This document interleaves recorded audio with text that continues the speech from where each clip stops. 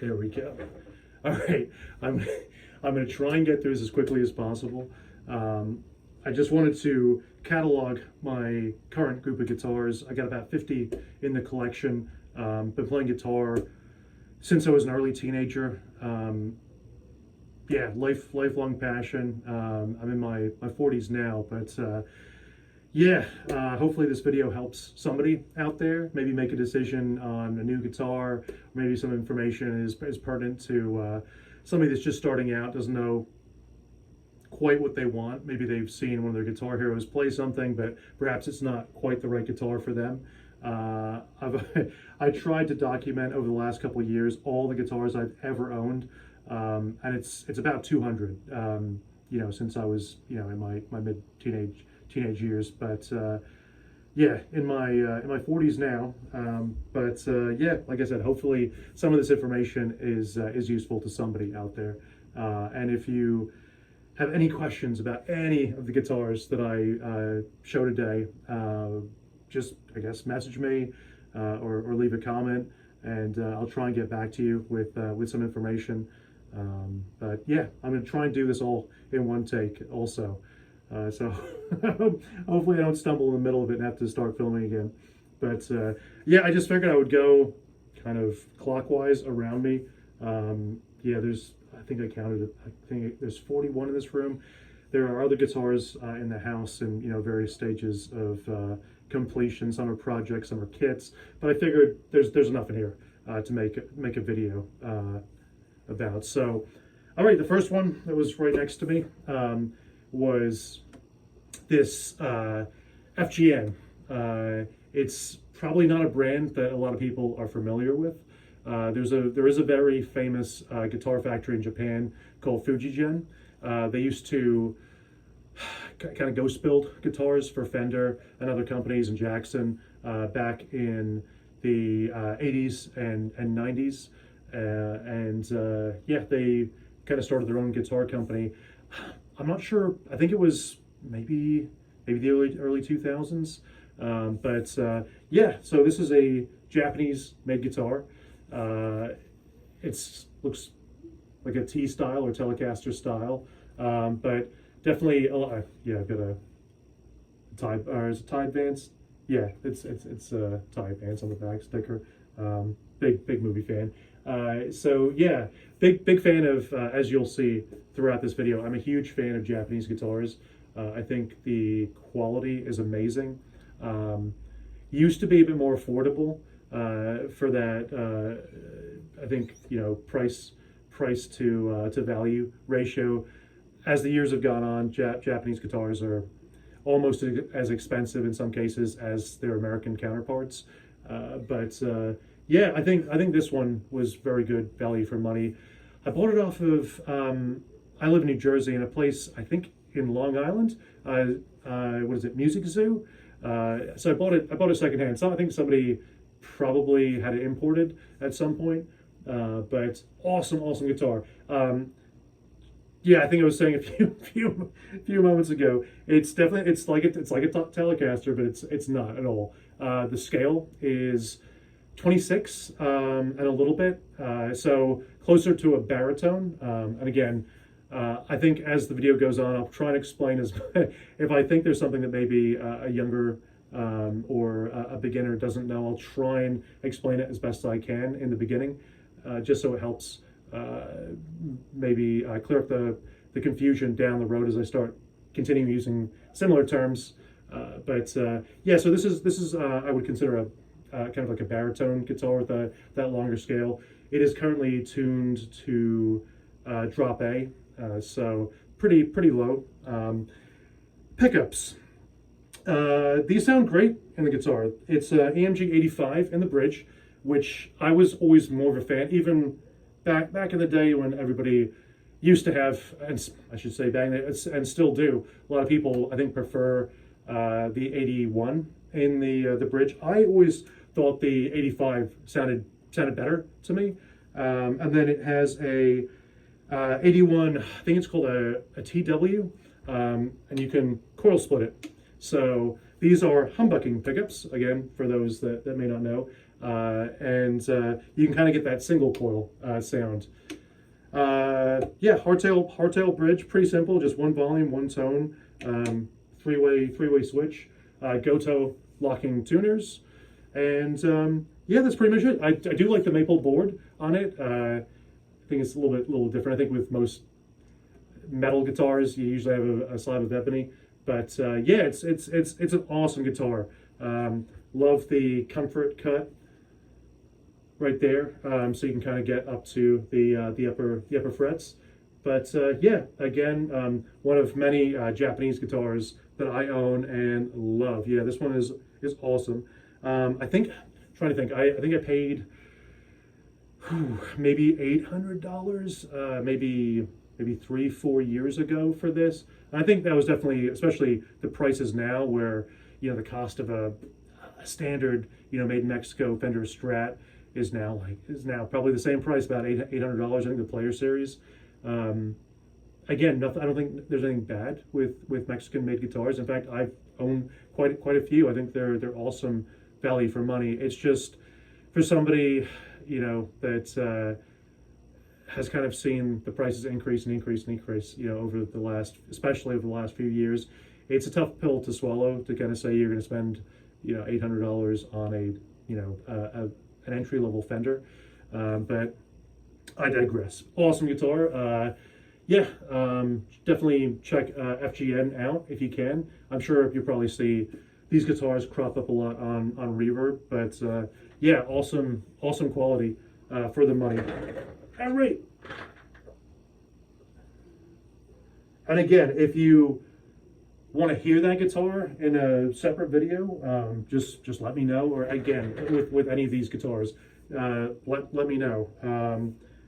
All right, so this is ESP LTD Viper 7 baritone. I think it's, what was it called? The black, was it no, it's not Arctic Metal. I've got one of those over there. It's a black, I think it was called the Black Metal series. So yeah, all black.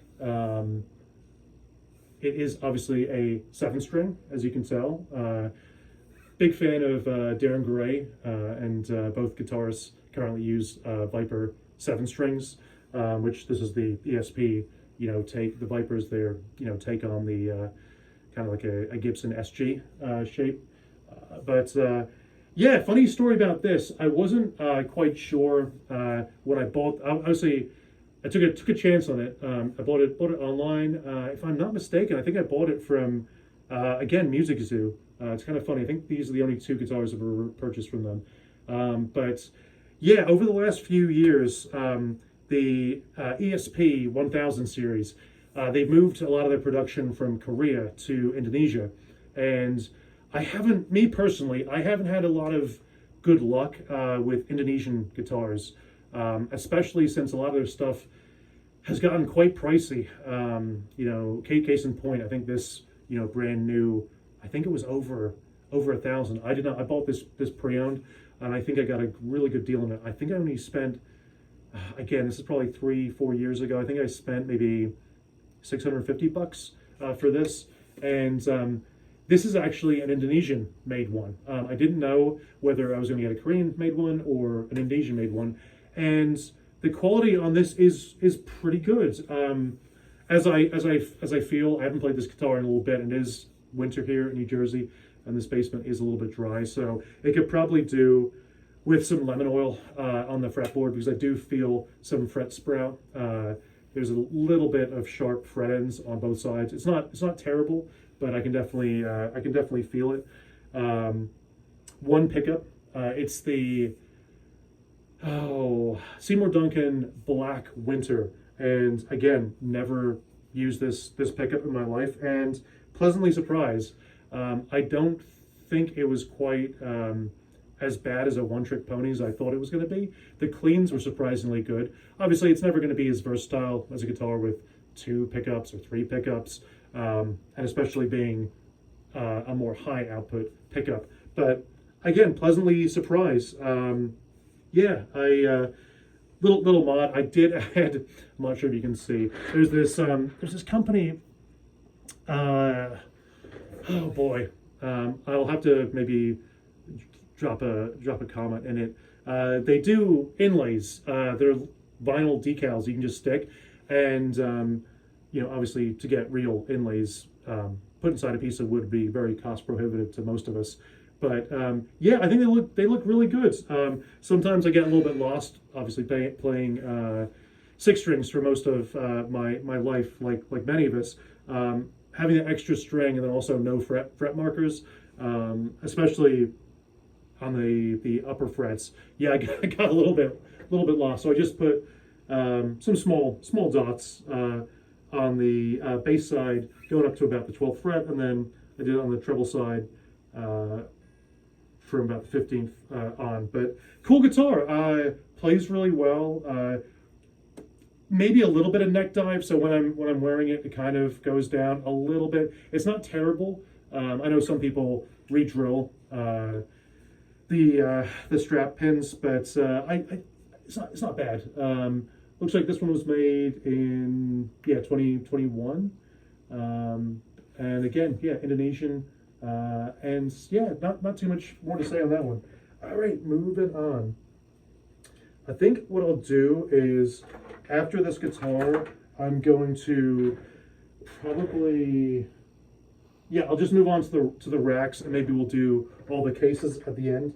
So this I got as a Christmas present a few years back. Still has the sticker from when it came new. This is a Sire. I guess a Larry Carlton model, and obviously a very influential guitar player. I'm trying to think of the bassist that has a lot of signatures with Sire, whose name escapes my memory right now. Marcus Miller, I believe. Obviously a Tele style guitar. This one is, again, made in Indonesia, and I think these Sire guitars, are one of the best bang for your bucks you can get today. I would take this over, entry-level Fender stuff, entry-level Jackson stuff. I would take this over a similarly priced Epiphone. There's a few features on this guitar that I think you'd find a lot more on guitars that are in excess of $1,000. One of the major selling points for me was it has a rolled fingerboard. Typically, you will just have a flat edge on it. It's not bad to have a flat edge, but it's so much more comfortable to play the rolled fretboard right here, where they've taken the time to go over and just make it more rounded instead of just having a kind of a 90-degree angle where the fretboard kind of meets the neck, and it's incredibly comfortable. The fretwork is amazing. There's no sharp fret edges. If you've played a Telecaster, I think you'll instantly be at home with this. Same scale length. It's 25.5-inch, your typical Fender scale length. Locking tuners. Again, I'm trying to think. This guitar would have gone for about $550, I want to say. And for that price point, you could do a lot worse. There's a lot of junk at that price point. A lot of established brands where you're just buying the model for the money. I think this is awesome value for money. I like the mother of pearl inlays. See it is not. Apologies, abalone inlays. I really like the rainbow colors in it. I think they're really nice. Other than that, pretty simple. You've got your typical barrel style Tele where they split two strings into each barrel. Not as I think robust as some other bridges for a Tele you can get. This is probably harking back to the 50s design of the Telecaster. where you don't have individual saddles, you're kind of sharing two. So, but other than that, yeah, one volume, one tone, three-way switch. But yeah, awesome value for money. I would highly recommend this if you're a beginner or if you've played as long as I have. I think this would be a good choice. Especially if you're a gigging musician and you didn't want to take, I don't know, your USA made Telecaster out. I think you could get all the sounds out of this. You might want to replace the pickups. I think that would be the only upgrade I would do. You won't have to worry about the guitar going out of tune with these locking tuners. I mean, it is a fixed bridge, so yeah, hardtail tuning stability is going to be good on this. So yeah, I would definitely recommend this. Alrighty, I think we're going to start getting into probably my favorite brand of guitar, which is ESP. So this I've had for quite some time.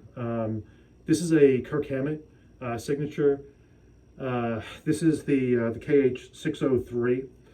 This one is from, I believe, 2004, so 20 years old. I think this guitar is awesome. It's I bought this pre-owned many years ago, and yeah, it's pretty heavy. Obviously, it's got a lot of metal hardware on it. It's got the Floyd Rose, and I believe last time I checked, I believe this is a Floyd Rose original, which kind of surprised me because, and I don't know whether the previous owner installed it or it came from the factory. Excuse me, like that. But yeah, not the biggest fan of Floyd Roses. Not because I don't like using him, but when it comes time to restring the guitar and spend an hour trying to get the string tension to match the spring tension on the Floyd Rose, I find it very frustrating, especially when you're excited and all you want to do is just play the damn thing.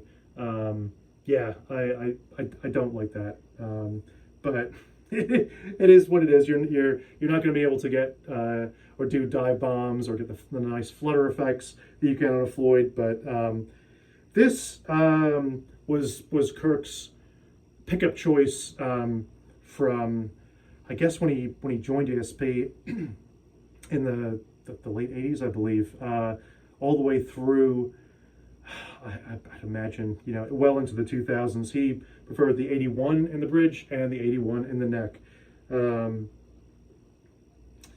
Not a lot of variety tonally. I mean, if you are just jamming along with Metallica stuff, it's gonna excel really well at that.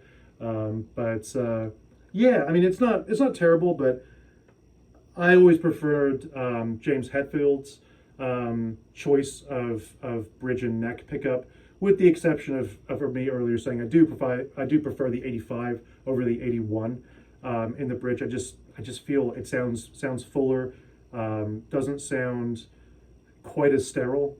But yeah, I mean, he used the AMG 60 in the bridge, which is my favorite bridge or neck pickup. I'm sorry, for EMG. But yeah, it's an awesome guitar. It plays really well. This is a Korean-made one. Back when all the top of line LTD stuff was made in Korea, and yeah, this is a tank. I wouldn't hesitate to go out and gig with this. Yeah, I think it's awesome. It stood the test of time. The frets have held up. Yeah, some people aren't a fan of the Melody Maker headstock. That's kind of like a Gibson Melody Maker. I think it's awesome. I really like it. It's something different versus your kind of Les Paul flag headstock that most ESP eclipses, which is their take on the Gibson Les Paul body shape. It's a single cut. Yeah, I think obviously the inlays are awesome. You've got the spiders going up, and then the skull and crossbones starting at the 12th fret onward. Yeah, this is awesome. A lot of fun to play if I'm ever you're in the mood to jam out on some Metallica tracks, yeah, awesome. Um, okay, the next one is going to be a brand of guitar that probably a lot of you haven't heard of, but they're part of the ESP family. This is an Edwards. They're made for the Japanese domestic market. They're not sold in the United States. You have to import them. Pretty interesting body shape. This is the Ganesa. This is actually a signature guitar of Caro of Deeren Gray. He doesn't use this quite so much these days, maybe a couple songs when he's playing live. They've kind of migrated to the 7-string Vipers, as I mentioned earlier, but awesome, awesome shape. Had a few modifications. I bought this off of Reverb a number of years ago, and it was in pretty rough shape when I got it. There were some chips that I had to fill in. The original pickups had been removed. I put in the pickups that he would have used during this era, which is, yeah, I've got an EMG 81 and EMG 60, kind of like what Hetfield would have used. Goto tuners, which you'll find a lot on Japanese made guitars. They are awesome. Yeah, Floyd Rose. If I can see this one, yeah. Again, I think this one has a German made Floyd Rose on it. Yeah, it's cool. I don't use it too much, but yeah, it was more, just being a fan of the music and just really liking the shape. I like the. See if I can bring it out. And then the headstock has the same thing. It's kind of like this scroll. I don't know. It kind of reminds me of, I don't know, maybe like a cello or a violin kind of. But yeah, it's a cool guitar. I like it. But not much else to say. I mean, again, if you've got any questions about Edwards guitars, I have a couple of them. They kind of fall, I think, in terms of where they kind of fall on the scale. They are Japanese made.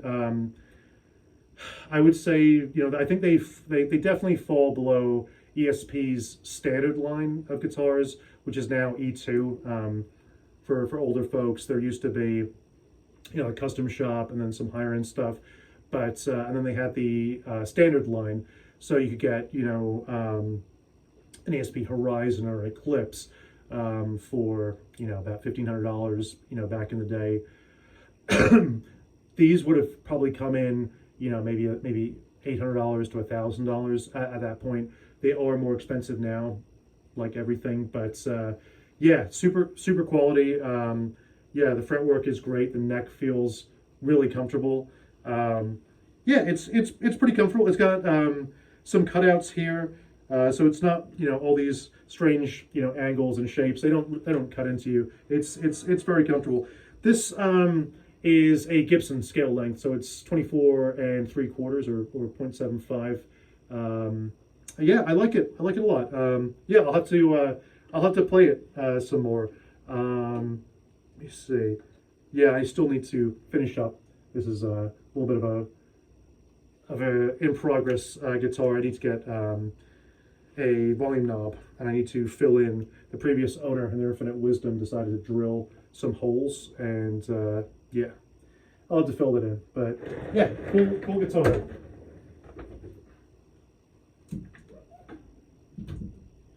All right, and this is the other half of Deeren Gray, the other guitar player. Dai used to use this guitar and doesn't use it anymore, but kind of has a, I guess, a more progressive take on a Telecaster. It's a lot more angular, but yeah, this is what he used to use back in the day. So this one is very similar to a Tele. We have two single coils.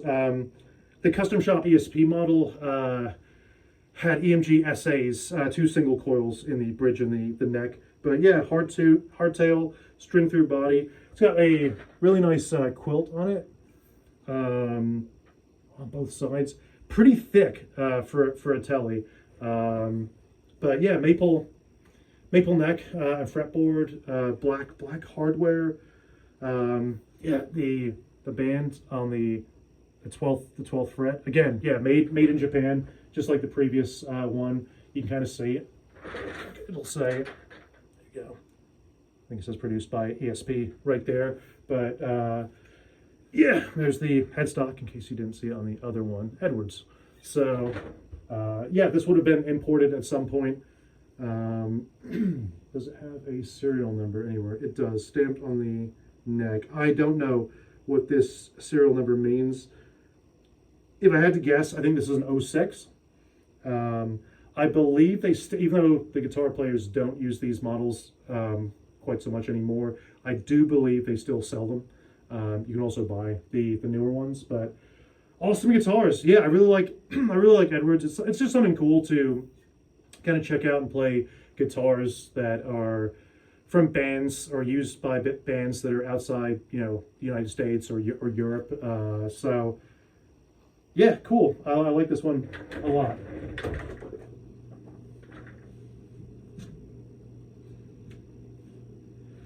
All right, this one is a little bit older in terms of another. This one is an ESP, again, made in Japan. This is an Eclipse body style. This one, I would imagine, is from the 90s at some point. They don't, to the best of my knowledge, they don't make too many bolt-on Eclipses. So from the front, obviously, it looks like a Les Paul, but unlike a Les Paul, it is bolt-on. And yeah, some people would argue that it gives you a more snappy tone versus having the set neck of a Les Paul or a neck through like some of the Eclipses I think you can get. But yeah, this one, I used to own a green version of this, and I always wanted to get one once I sold it. I think I owned it in the early 2000s, and I probably purchased this one maybe in the mid 2000s, maybe like 2010, something like that. And yeah, it's another guitar that I don't think I would sell because the prices on most of the ESP stuff has gone through the roof, and for me to sell it and then have seller's remorse and try to buy it again down the road, it would become cost prohibitive. So I'm gonna keep this. Yeah, it's got Gotoh hardware because I remember replacing the previous owner. I think this guitar was used.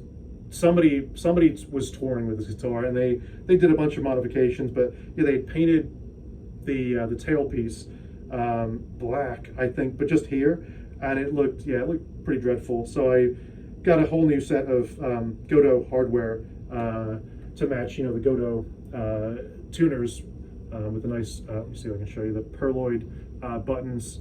And yeah, it's cool. I've got EMG 81, EMG 85 in the neck.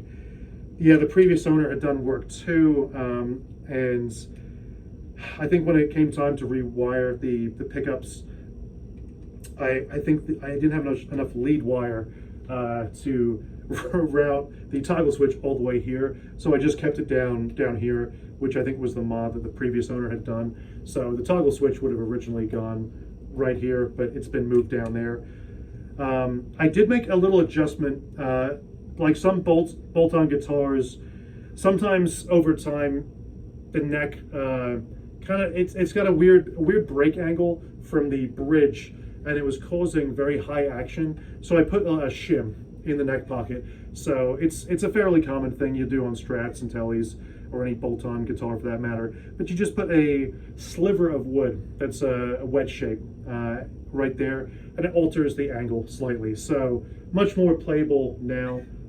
But yeah, cool piece of ESP history from the 90s.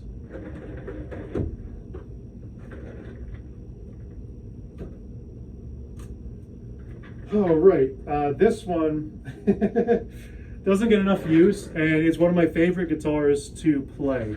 Oh man, I'm gonna have to remember the model. I've got my computer in front of me. I think it's called, was it a U2? Let me see, Dan Electro. Let's see.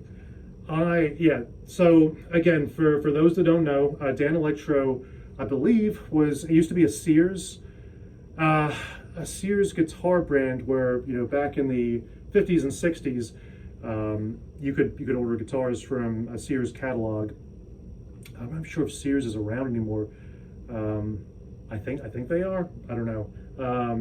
But there used to be a store, back in the 50s and 60s and 70s and 80s and 90s and probably early 2000s that sold all kinds of different stuff. They sold clothes, they sold tools, and they sold guitars in the 50s and 60s through the catalog. Let me see, guitars, here we go.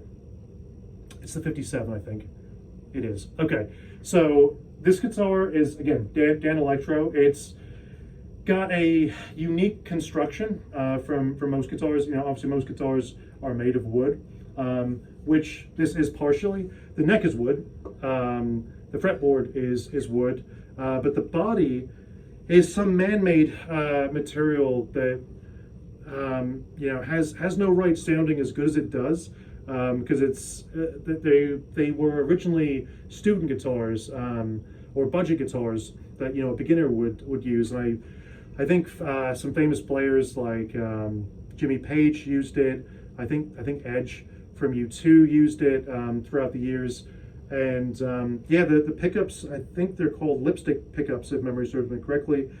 I remember reading some funny stories as to why Dan Electro used lipstick pickups. I think I heard there was a story about wherever these guitars were made, in the 50s and 60s, there was a cosmetics company that manufactured cosmetics in a warehouse next door. And I think they got a good deal. They figured out they could install the pickups within these lipstick caps. Again, not quite sure if that's accurate or not. Somebody can post a comment about it. I'm just going off the top of my head from years ago, but this guitar, I want to say it was like $299, $399 at most. This one was, I don't know, I think this one was made maybe in 2019, 2018. And it is amazing. It's not going to play all genres of music. You're probably not going to get too good of a metal tone out of it. But for what it does, it's incredible. I prize this guitar as much as I do some of my far more expensive guitars. It plays wonderfully. Again, I think this is a 20. This is a shorter scale. I think it's a 20. I think it's Gibson scale, 24.75. I got the. Let's have a look. See specs. So in the middle, it's Paul Reed Smith scale, 25 inches. So right smack dab in the middle of a Gibson or a Fender. This one was funny enough made in Korea, which kind of blew my mind when I got it for the price, because most guitar manufacturers have moved production, out of Korea to countries where they can produce guitars at a lower cost. Don't want to get into it too much. It's a kind of a favorite subject of mine. Kind of seeing the progression, in the 80s where U.S. manufacturers moved production to Japan to save money, and then the luthiers or guitar makers over there got so good at building the guitars where, Jackson comes to mind. The early 90s Jacksons that were made in Japan, I think, rival the USA stuff. And same with Fender. When Fender moved some of their line over to Japan in the mid to late 80s to kind of keep up with production during when some of the original Fender employees bought the company back from CBS, they needed to increase production. So a lot of the guitars in the mid 80s, while that transition was happening, were made in Japan. But yeah, I digress. I'm getting off the subject a little bit, but yeah, as the Japanese got better, then production went to Korea, and then from Korea it went to places like Indonesia, Vietnam, and China, and so on and so forth. But yeah, the quality on this is really good. It feels like a much more expensive guitar. Obviously, you know, the materials used are definitely going to be a lot more cost effective to kind of put a guitar out at this price, because they don't have to spend so much money on wood. I'm sure, you know, to make this material, it's far cheaper than, again, harvesting lumber, etc. But yeah, two pickups, three-way switch. I really like these knobs. I'll move in. Okay, so you got your gotta look at this in reverse. I think volume and tone, and no, I take it back. It's individual for each pickup. So I think this is for the bridge probably, and this is for the neck. And you have your volume on top, and then the knob on the bottom is your tone. But yeah, piece of rosewood, I believe, for the, again, I can just quickly check. Does it even say? It's saying that, so I don't know whether this is Pau Ferro. A lot of companies have stopped using rosewood. But this might be actually Pau Ferro. And looking at it, yeah, it looks a little bit lighter than rosewood. But yeah, cool guitar. If you're, I'm trying to think, I don't know, you could probably play, you know, some 90s alternative on this. Yeah, cool. It doesn't sound like anything either, probably because of the construction and these pickups. Yeah, something I would definitely recommend, at least trying. Okay. This is a bit of an interesting one. This is a Epiphone Firebird, you know, based off of the, you know, Gibson Firebird. In this, I think it's called Olive Drab. There's a company, what are they called? Zounds. I think they're the same company as AMS Musical. I think this was like an exclusive color for them. I really liked it. You know, it's like this kind of like army green. I really like the little pick guard with the Firebird. See if I can zoom in. This is a bit of an interesting one. This, you know, guitar shape was obviously made originally by Gibson. And I want to say they hired an automotive designer because you know, it looks a little bit space age at the time, from the 50s or 60s whenever it was made. Probably the 60s. But what makes it interesting and unlike most set neck Gibsons is its neck through. So the piece of wood that starts here goes all the way through, all the way to the end of the headstock. Yeah, it is definitely an interesting guitar. It has these mini humbuckers right here, two of them. The same four-way layout that you'd have on a Gibson Les Paul or SG. 2 volumes, 2 tones, 3-way toggle, tunetic bridge, your trapezoid inlays, just like you would on a Les Paul standard or an SG standard. Reverse headstock. So I know I'm not a Firebird expert by any means, but I think there was a Firebird 1, Firebird 3, Firebird 5, I think Firebird 7, and some of them have a reverse body, and some of them have a reverse headstock. And again, somebody, you know, who's more in tune with Firebirds, please correct me. But I always preferred this body on the Firebird. I think this is a non-reversed body, but with a reverse headstock. So this was my favorite kind of configuration for a Firebird. And when I bought this, I had never played a Firebird in my life. I just was more attracted to the aesthetics on it.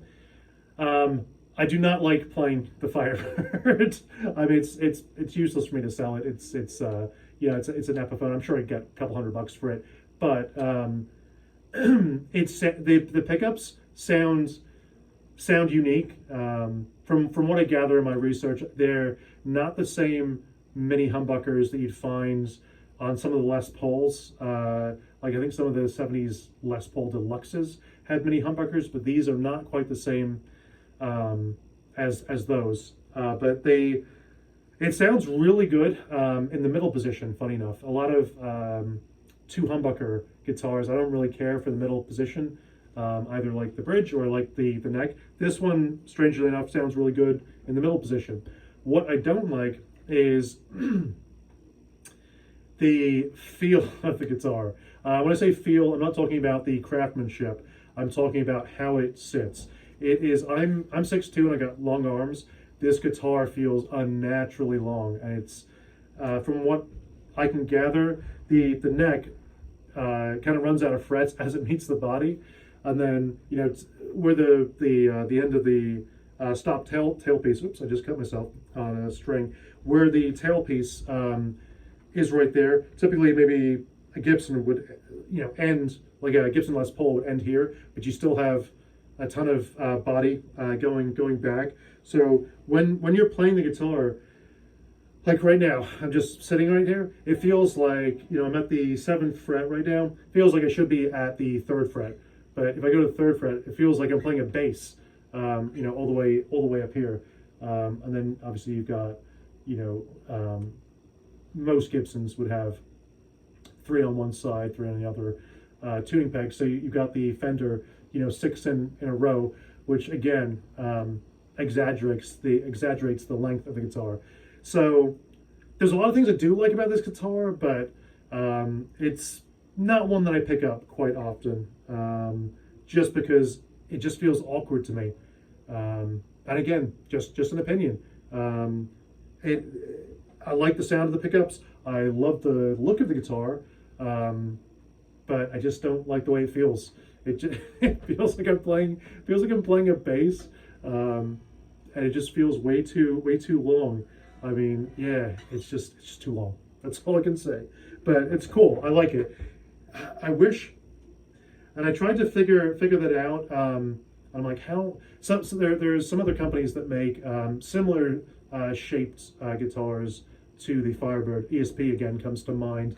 They have a Phoenix guitar, and I finally got to try it out in a Guitar Center last year, and same thing. They kind of stayed true to the original, and it was just a very long guitar. So I was kind of hoping that maybe somebody took the neck, and yes, you do get really good fret access up to the 22nd fret, but I don't know, I'd almost lose some of the fret access to kind of get the guitar closer to me. But again, just my opinion.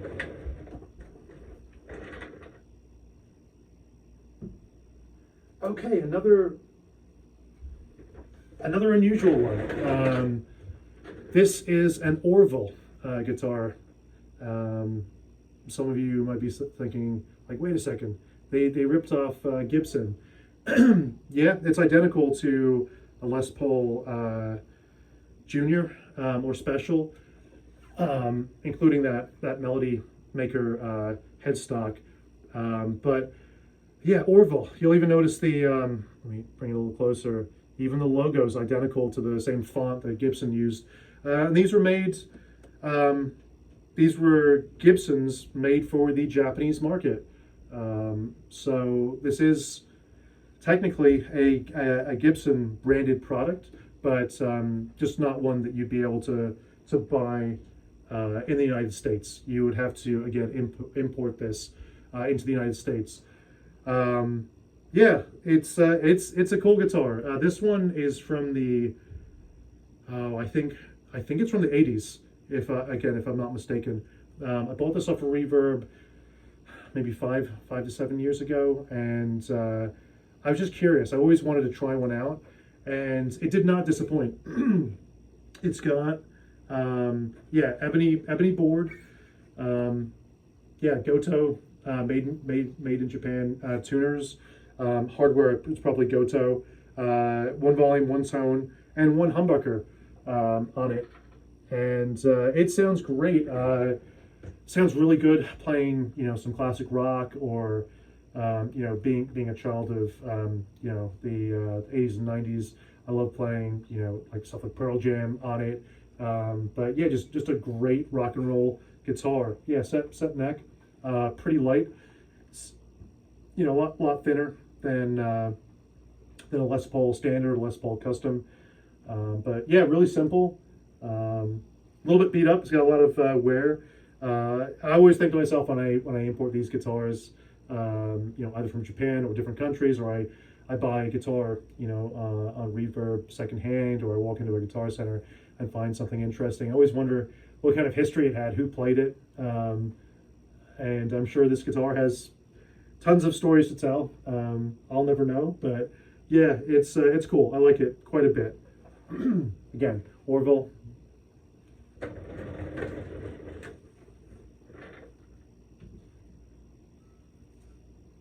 Okay, this one might look familiar because we did a Sire back there. Again, another Larry Colton Sire.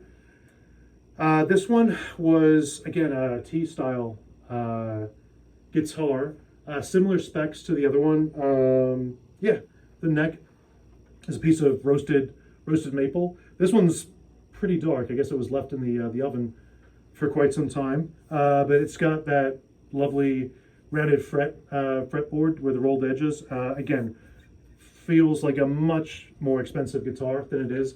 Locking tuners again. This one I think was a little bit more, but I don't think I spent more than $550 on it. This one I actually bought from a German music company called Thomann. I was actually surprised. These were, I think, picking up in popularity. I think they were victims of their own success a few years ago. I think it was like 2020 when I got this, and I couldn't find it anywhere. They weren't in stock anywhere. And yeah, Thomann shipped it for me to my place in New Jersey, and it was still, I think, cheaper than any of the like Sweetwaters or Chicago Music Exchanges or Musicians Friends, any of them, cheaper than I would have been able to buy in this country. So yeah, I picked it up. That's the one thing that's different, is it has a tremolo on it, like a vintage style tremolo on it. Actually, no, it's 2-point tremolo, so not the 6 screws that would have been on a traditional Strat. But yeah, I didn't really buy it for that. I really liked the quilted maple top on it. I thought it was a really nice looking guitar, especially for the money again. But yeah, two humbuckers. I guess that was another difference than the other one. 5-way switch. And then I'm sure a lot of you are thinking, what the hell is that thing with the wire?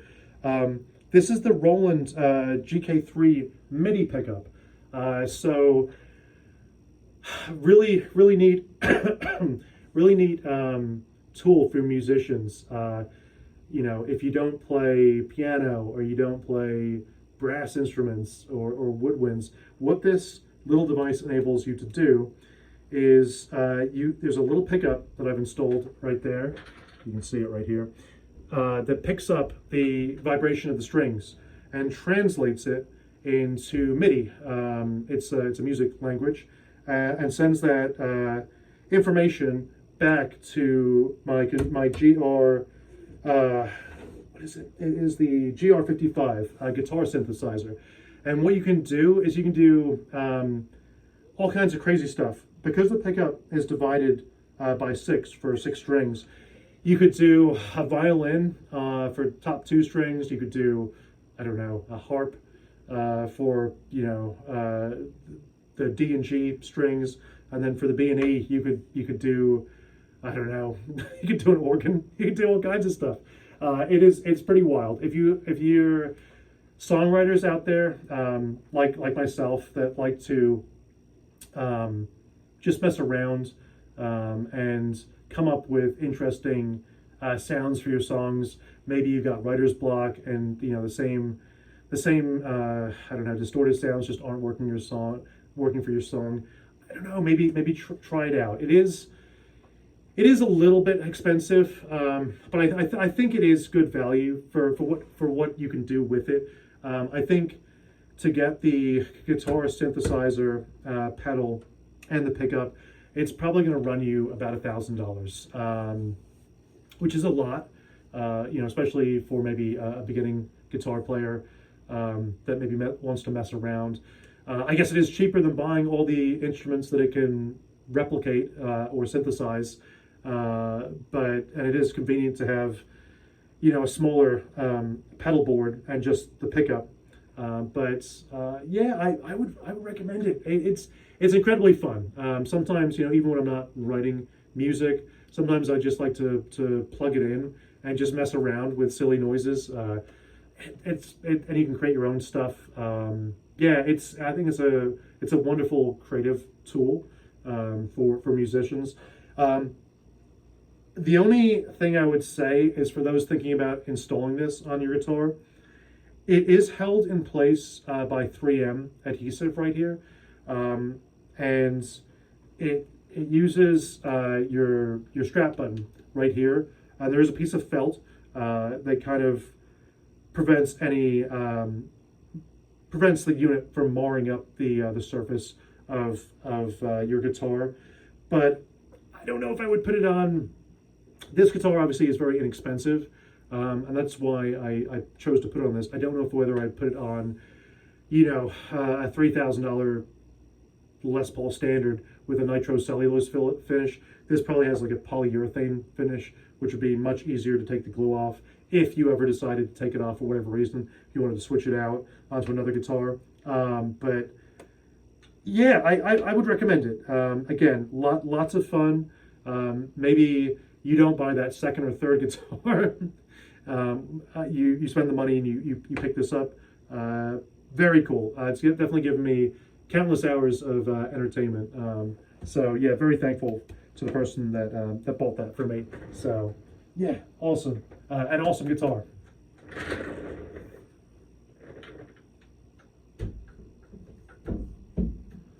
Okay, this is one of my favorite guitars. Um, this is a USA Telecaster. I think this series, they don't make it anymore. It was their American Made Special series, so it was, I believe, the cheapest American Made Telecaster you could get at that time. I think it was around $1,000, maybe more. Maybe it was like $1,200. I don't think it was much more than that. But yeah, so you've got, actually, it came with brass saddles. I upgraded the saddles. These are titanium saddles. I had toyed with upgrading the pickups, but I think after playing some other Telecasters, I like the pickups in this. They sound pretty good. I don't recall if they were. Oh, I'm trying to think of some of the naming conventions that Fender uses for their Telecaster single coils. Yeah, I'll have to look that up if anybody's interested. What I did love about this guitar was the color. It's called Seafoam Green Metallic, and it's awesome. It's got flake in it, so it's a little bit sparkly. Big Aliens fan, so it's a Colonial Marines symbol right there. Yeah, I just thought it looked nice with the color.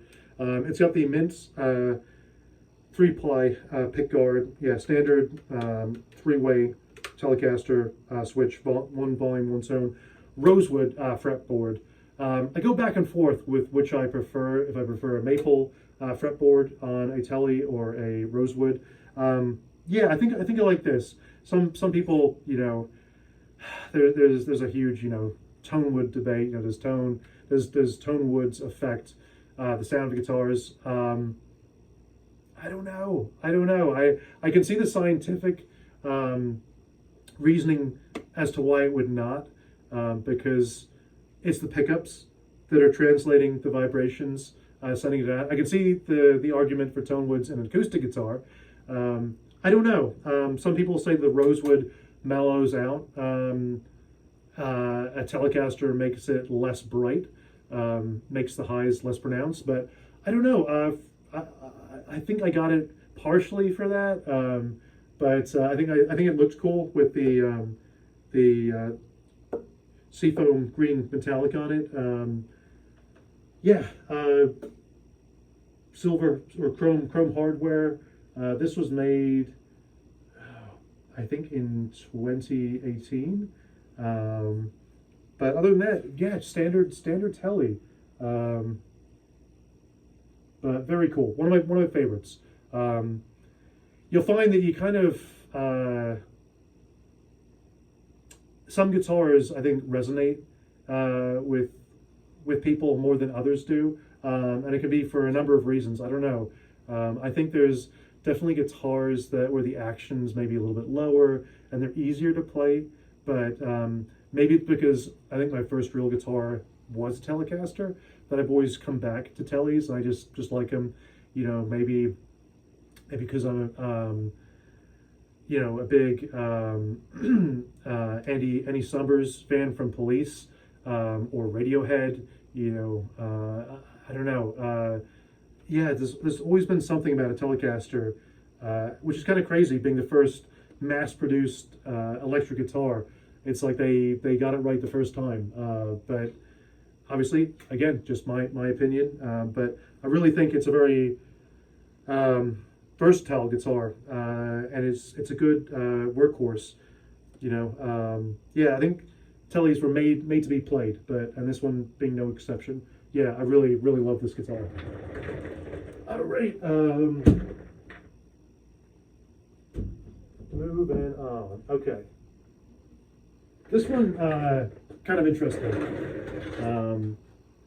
This was called a Daybreak, Dawnbreak, Daybreak.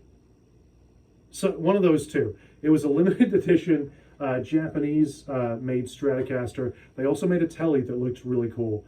I think it was called like a Daybreak, and that was kind of like the color. It's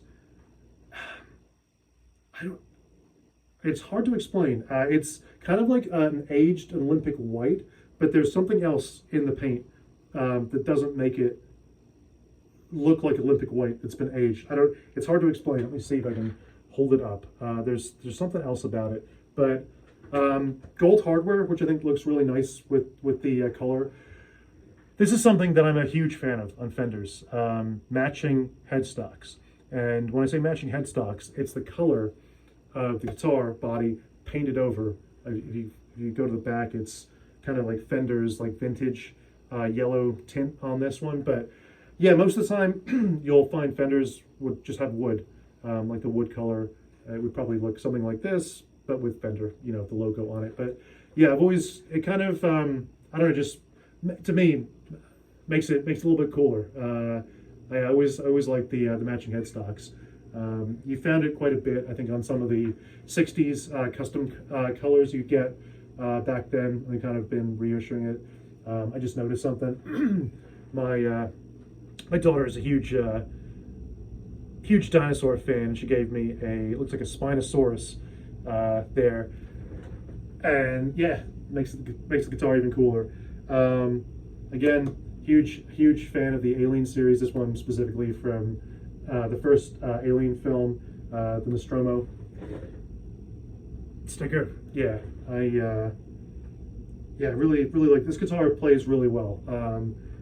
Sometimes when in the mood to play, I don't know, some John Frusciante from Chili Peppers, stuff like that. Yeah, it just, I don't know, just puts me in the right vibe to play. But other than that, yeah, standard three single coils, 5-way switch. Yeah, 1 volume, two tone, and then yeah, gold hardware. Like I said, rosewood fretboard, and yeah, putting this cool Daybreak or Dawnbreak. I'll have to look that up. Color. Yeah, very cool guitar, and again, Japanese quality. Yes, top notch. Plays really nicely.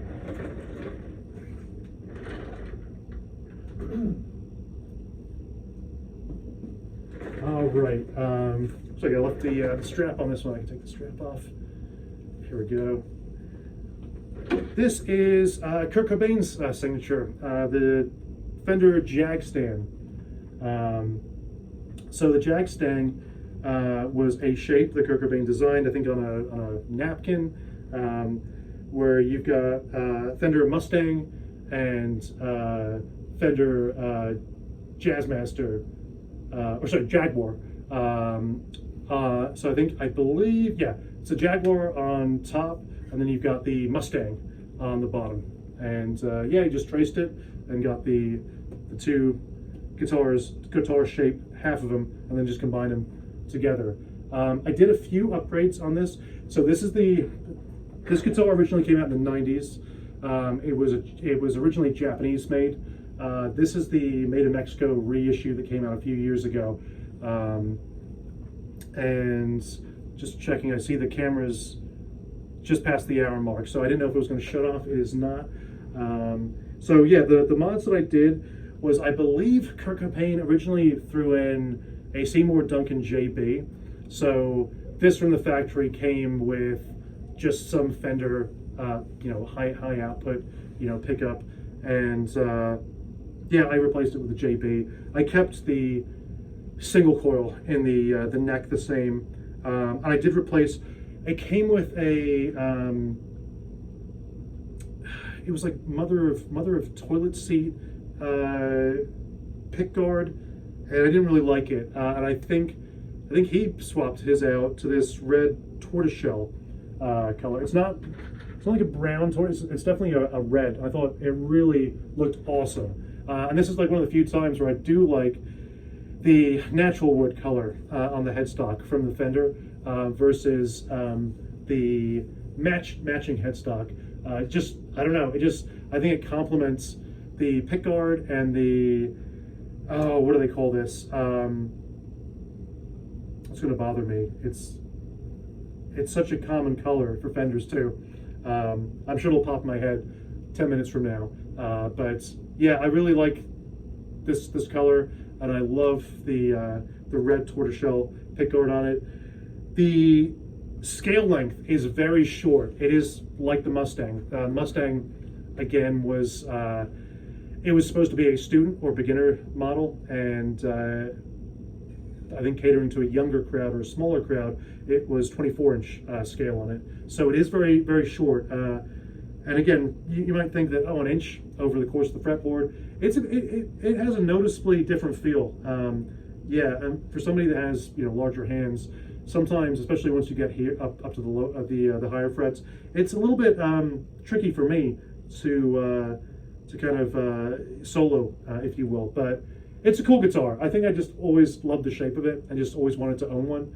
I'm not even that big of a Nirvana fan, to be honest. I always gravitated more towards Alice in Chains and Soundgarden and Pearl Jam out of the grunge era bands. But yeah, yeah, cool guitar. Other than that, yeah, rosewood fretboard and pretty standard. Here, I can check the headstock out. Okay. Okay, the next one is something I picked up pretty recently. I'm a big Lamb of God fan, and I always wanted to own his Jackson Dominion. And yeah, over the years, I don't know, it just kind of slipped away. And then they started making the Dominion in Indonesia. The original ones like this were made in Japan. And at the time, I don't know, I couldn't afford it, because they were I'm trying to think, in the early 2000s, I think they would have been well over $1,000 for this guitar. And they came in a few colors, and this one is kind of unique among the colors. This would have been probably like $100 cheaper than the rest of them, because it didn't have all the ornate appointments. The other versions of this had these cool, I think they were called shark eye inlays, where they took the two Jackson shark fin inlays and put them in a configuration to make a block, and then in the middle of the two fins, they filled it in with abalone. So the outside fins would have been mother of pearl, and it looked pretty striking. There were block inlays starting on the first, going all the way down. Not unlike a Les Paul Custom, just made up of many different shapes to get the block. And then they had binding, and I think the Jackson logo was more ornate. But I think, yeah, if memory serves me correctly, Mark Morton actually played this specific guitar in the Set to Fail video from years and years ago. And I think, based on interviews I've seen with him, it was his take on asking Jackson to make a Les Paul. It's got an unusual body shape. It's called the Dominion, but controls are pretty similar. 2 volume, 2 tone. It does have coil splits, so right there is splitting the 2 humbuckers into into single coils. The pickup set. I know he's now got his own signature set, and he's actually now with Gibson. Many years later. But I want to say he was using a JB and a 59 Seymour Duncan JB in the bridge and a 59 in the neck. Again, I'll have to look it up. But they sound great. It's neck through. I actually picked this up off of Sam Ash at a store in California. I just had it shipped to me not too long ago, and the pictures they had up on the website were terrible. I couldn't really tell too much other than based on the year that they gave. You can kind of see old Japanese Jacksons of this era stamped the serial number on the kind of like past the last fret on their guitars. I'll show you another guitar that has the same thing from this era. But the quality on these guitars, again, I think rivaled the Jackson's USA stuff from the custom shop. It's probably a third of the price. Just really good. Spurzl locking tuners. I was always a huge fan of these. Hetfield used him on his ESPs, and some of my previous ESPs I owned throughout the years. I used to have a early 2000s ESP Viper in camo that had Spurzl, and I just always thought they were a quality tuner. A really cool guitar. I'm really glad I was able to finally pick this up. And it's always more fun when you want to play your Guitar Heroes songs on the guitar that they actually used. It gets me in trouble a lot with purchases. I don't.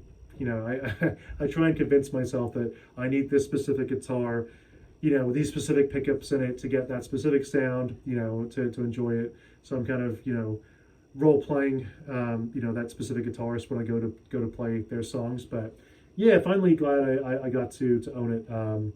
Very very awesome guitar. I like this one quite a bit.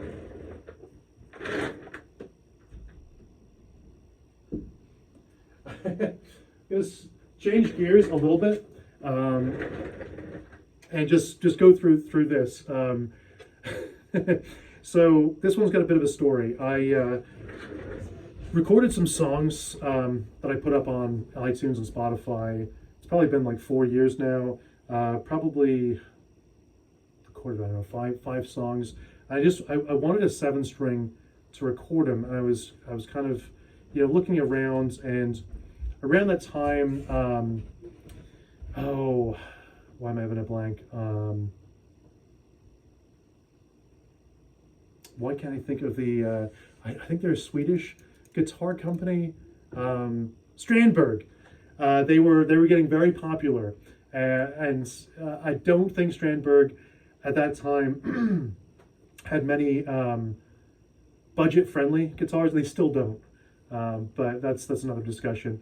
I know they just announced their Bowden Essential, which, funny enough, I did pre-order. I think they come out in April, so I am kind of interested to see that because of their Enduro neck, that asymmetrical neck.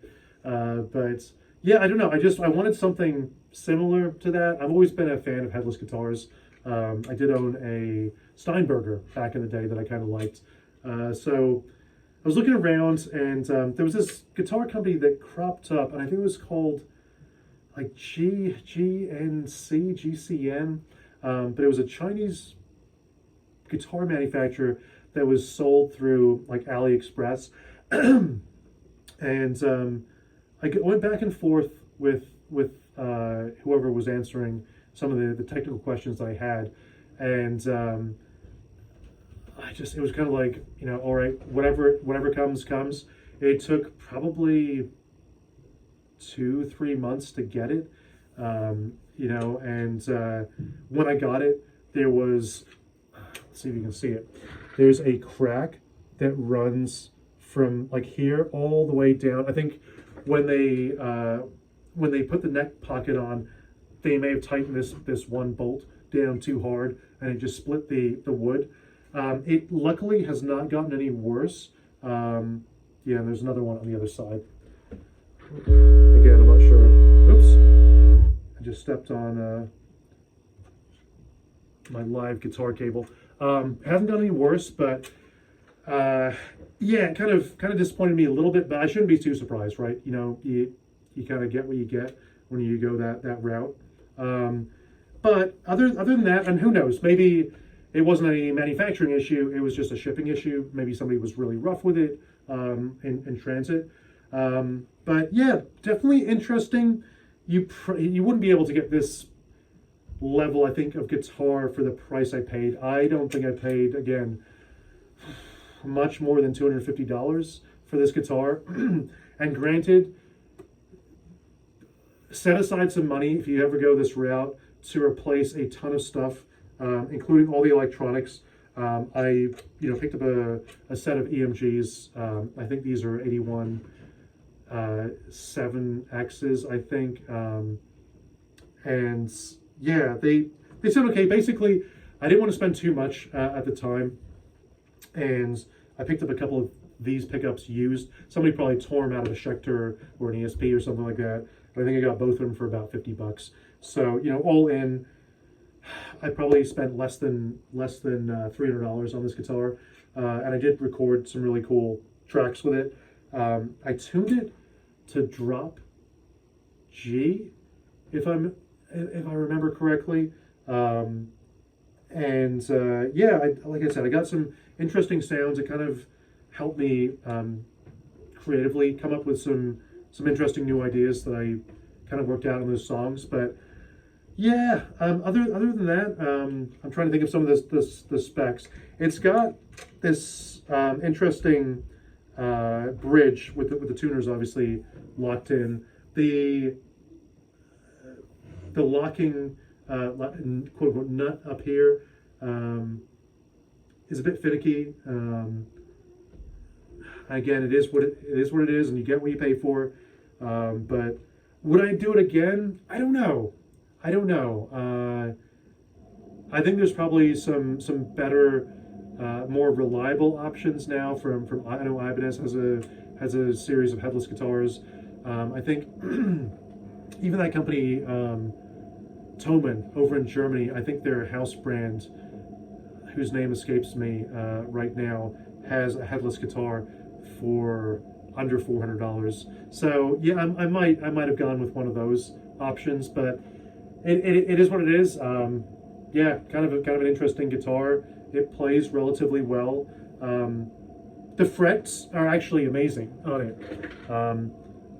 They're no fret ends. No sharp fret ends, I should say. Yeah, they've been nicely polished and rounded. It is lightweight.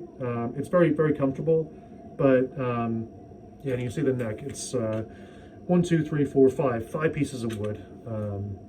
So kind of interesting. I think you can kind of choose some of the options on it. Again, I haven't gone on Alibaba to look, or AliExpress to look for a guitar like this again. Recently, but I'm not sure if they've gone out of business or under a new name. But yeah, I think, like I said at the beginning, it was like a GNC or GCN. But yeah, kind of like meh. Yeah, I'm not sure how I feel about that guitar, but yeah, just saw it's on the rack, so I figured I would show it to you. Like the Telecaster, this is one of my favorite guitars. Yeah, I've always gravitated to the way Paul Reed Smith guitars sound. So this is a Paul Reed Smith S2. They came out with these probably at this point, I don't know, probably 10 years ago. American made. Let's see if I can zoom in without hitting it.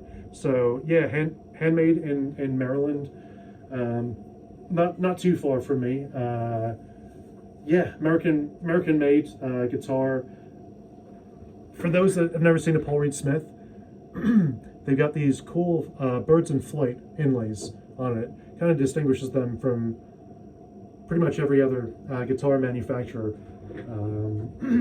Yeah, so their guitar scale length is 25 inches. So as I brought up probably many times in this video so far, Fender has the longest scale length out of the more traditional guitar manufacturers of 25 and a half, and Gibson has the shortest scale length out of all the traditional guitar manufacturers of 24.75 inches.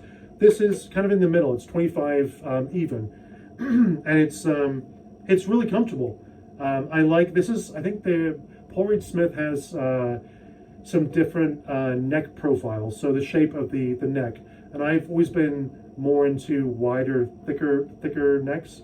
Like I really like when I get to it eventually, like my Gibson Les Paul Standard. It's a 50s style neck, and it's more like people call it like a baseball bat, and it is pretty chunky. But I don't know, I like that.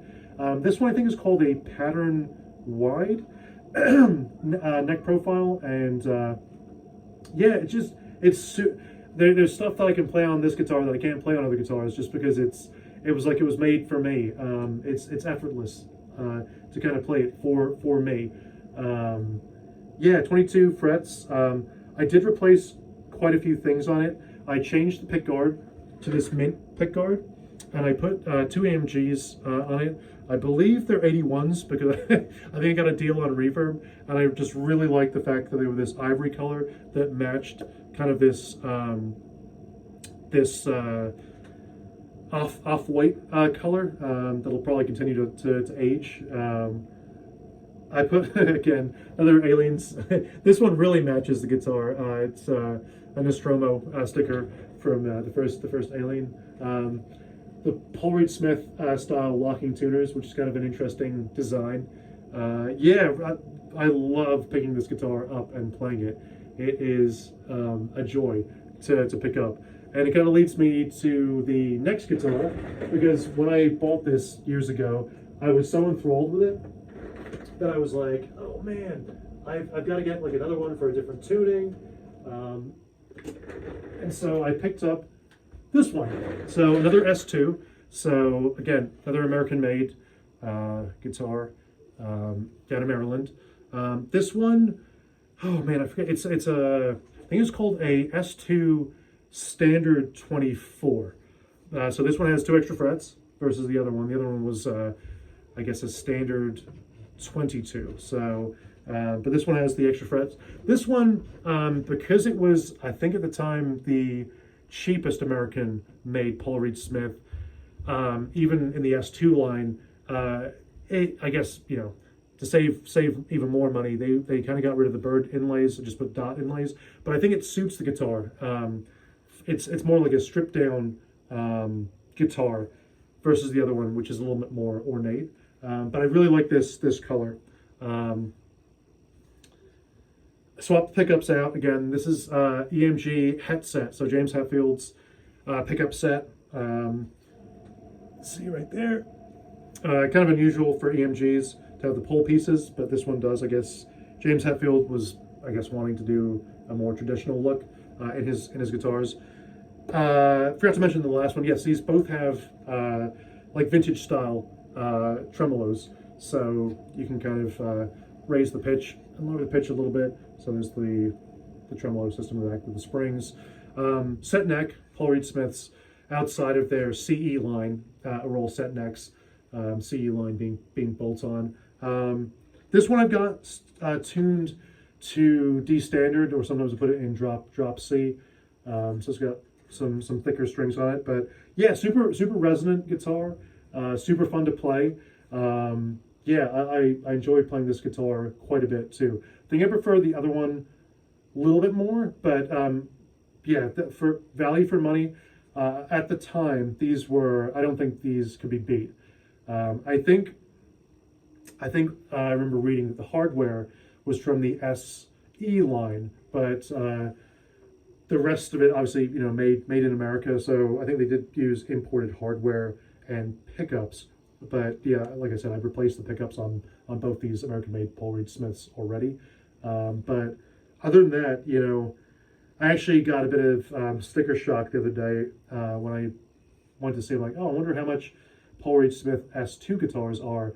And some of them I think are in the $2,000 range now. I'm like, yeah, they're not really affordable anymore. At that point, I would just probably look to get either a CE or maybe a used core model on Reverb. I don't think I could see myself paying that much money for an S2, but to each their own. Maybe there's maybe the price, because I'm not looking at the price on the core models. Maybe those are astronomical now too. Even the cheapest core model is maybe $4,000 now. I don't know. I wouldn't doubt it. Okay. I have to stretch a little bit. Okay.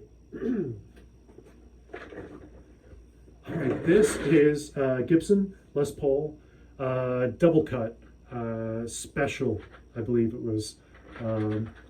You probably notice you see some wrinkles. I am notorious for leaving the plastic on. I don't know why.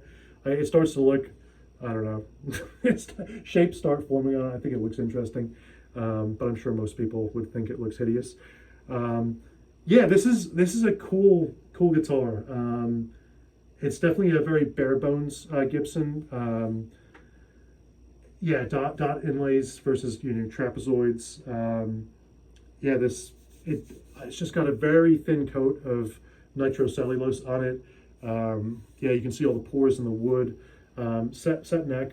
It is considered a Les Paul model, but unlike most of the Les Pauls, which are a single cut, where you only have one cutaway, this has two, kind of like an SG.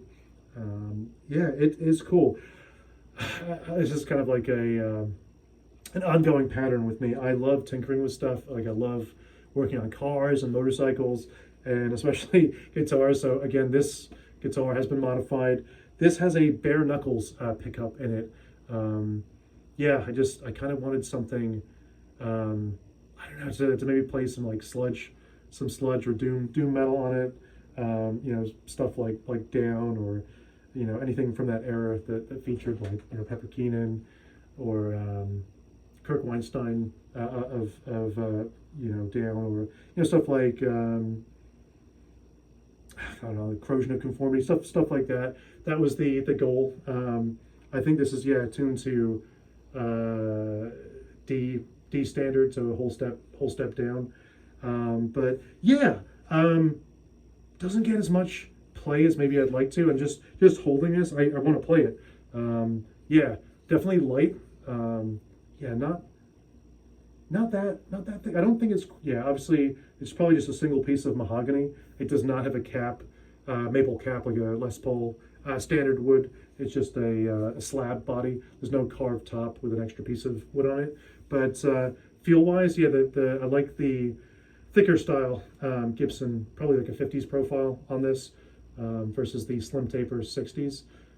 Yeah, I've had this for quite some time, definitely over a decade, and yeah, really like it. Simple, stays in tune well. Just got the wraparound bridge versus a Tune-o-matic, which is two pieces. But yeah, cool guitar. Yeah, I like this one more.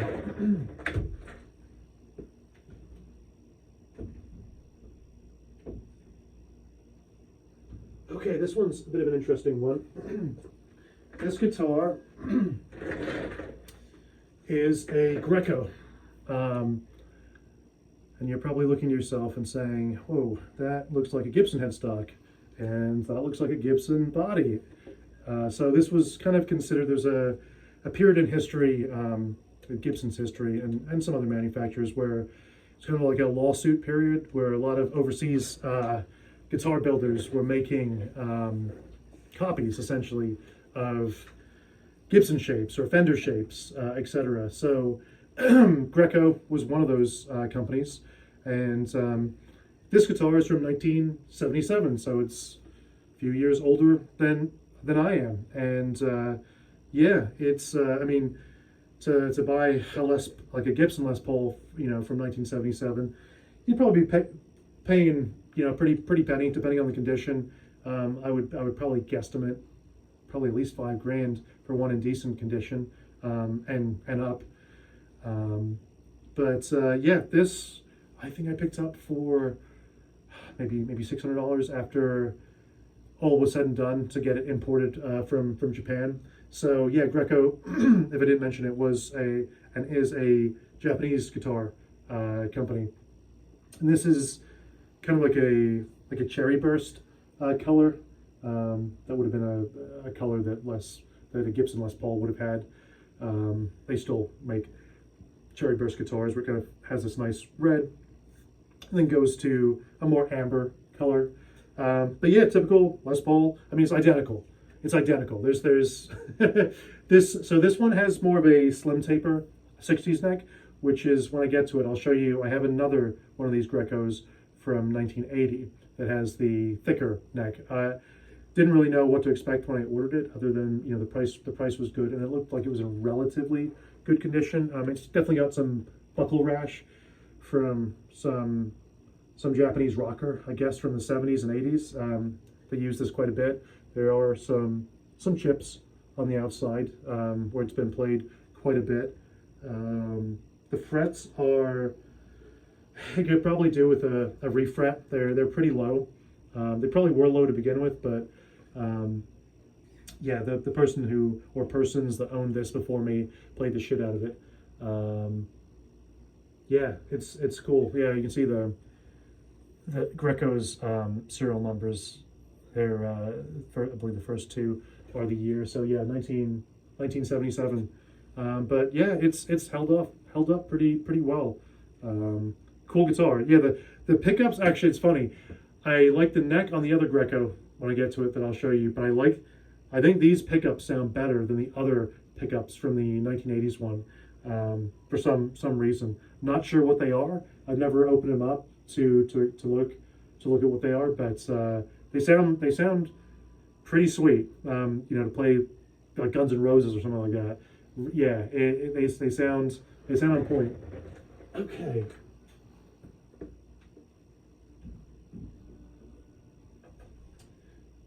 This one I bought on a little bit of a whim.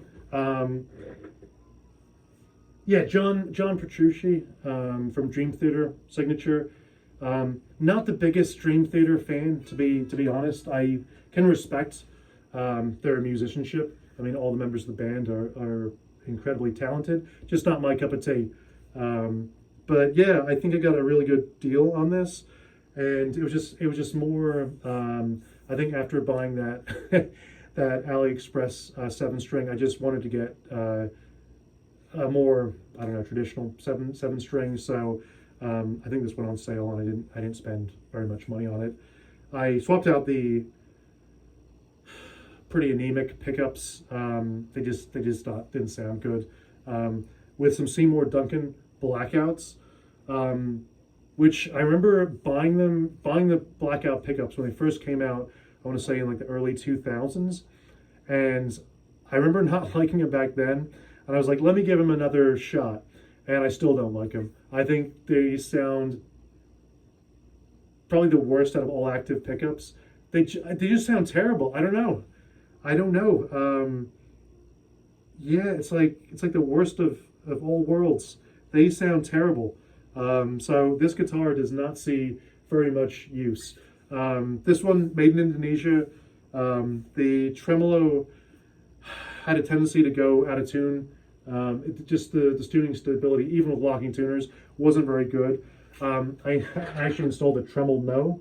It's a little contraption device that locks a tremolo in place, so it does not move, and it effectively becomes a hardtail. One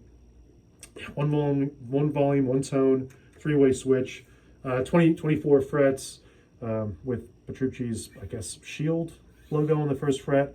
Not much to say. Not a bad guitar, just not one that's very memorable to me. I guess if you're a fan of Dream Theater, maybe you'd like it a little bit more. I don't know, I just never gelled with it. It definitely feels a little bit more on the cheap side. And if I was to pay MSRP for this, I I would have regrets. I don't think it's worth the money that I think Music Man or Sterling is charging for this. Yeah, pretty forgetful. I keep it around. You know, there's some seven string song or 8 string song. Well, I'll just lose a high string to play it. I'll put in a wacky tuning, like, just to kind of mess around with. But other than that, yeah, I wouldn't be upset if this guitar got sold or you know, I traded it in. Maybe I will trade it in because it definitely does not get any use.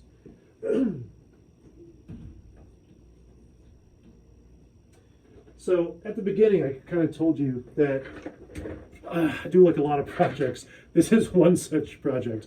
I'm a big Subaru fan, and I like watching rally races and stuff like that. And yeah, I do own a Subaru WRX in World Rally Blue, which this is. I painted it myself, and I'm trying to put it back together with gold hardware.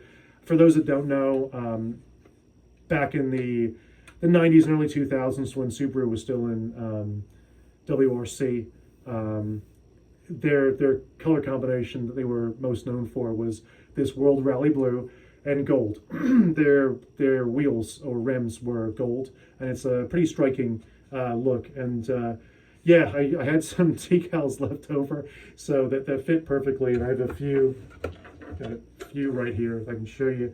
That are probably going to go in the body somewhere. But I was just trying to do the blue with the gold aesthetic, so I've got some stuff that eventually will go on. You know, the gold tailpiece still needs to go on, but I think being an American-made guitar, the posts I got are metric, so it's not going in as it should. So that's the last thing that I need to do. I just installed the pickups, the set of Kirk Hammett Bone Breakers. So it's the set that he uses now, and I really like him. This guitar originally was a 2007 Les Paul Faded Mahogany, I think the series was. And this guitar has been through hell and back. It had an accident. I remember I'd gotten, I want to say, like the first well-paying job that I had in my career, and I bought this as a kind of like a congratulations to myself. And yeah, it was this kind of like cherryish mahogany color, and unfortunately a year or two later, somebody walked by when this guitar was on a stand and knocked it over, and not with any great force. It just fell flat on its face, and the headstock snapped off. Gibson Les Pauls are notorious for this. Once you channel out the area for the truss rod, there's not much wood right here. And with Gibson's break angle on their headstock and the angle of the headstock, it's not very strong. And unfortunately, it snapped. And yeah, I flew into a rage, and I grabbed the first thing that was next to me, which was a made in Japan Fender Stratocaster. I think it was called the E series, and that thing was built like a tank. And in my frustration, I brought the Stratocaster down on what was left of this with the headstock snapped off, and it landed right here and snapped the neck clean off the body. You know, obviously looking back, completely stupid.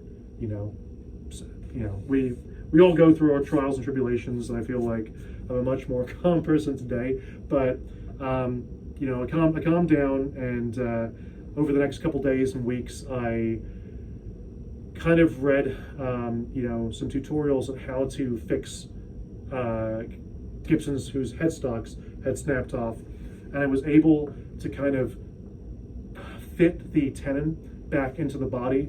You know, and I think it was Titebond is what was recommended, and you leave clamps on for 48 hours, maybe even longer. I forget. I left it on for at least 2 days before I came back and took the clamps off. And honestly, the guitar is probably stronger now than when it left the factory. But Yeah, this guitar has always had a special place in my heart. You know, just because it's one of the oldest guitars that I've had and has been with me for all this time.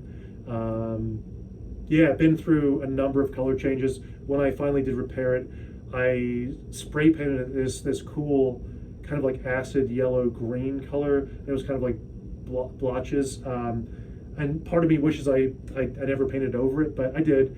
And then I took it to a luthier close to where I live, and he painted it like a Ferrari yellow. I originally had this idea of doing maybe like a red and yellow combination, but it never kind of worked out. The guitar kind of sat there, and then I was like, you know what, I want to play this guitar again. I like it, and I had some leftover paint from a Subaru project, and so I masked off the fretboard. It didn't have any hardware on at the time, so yeah, painted this World Rally blue, and yeah, here we are. So hopefully, once I get the bridge installed, or the stop tail piece installed, get some volume and control knobs, and then restring it.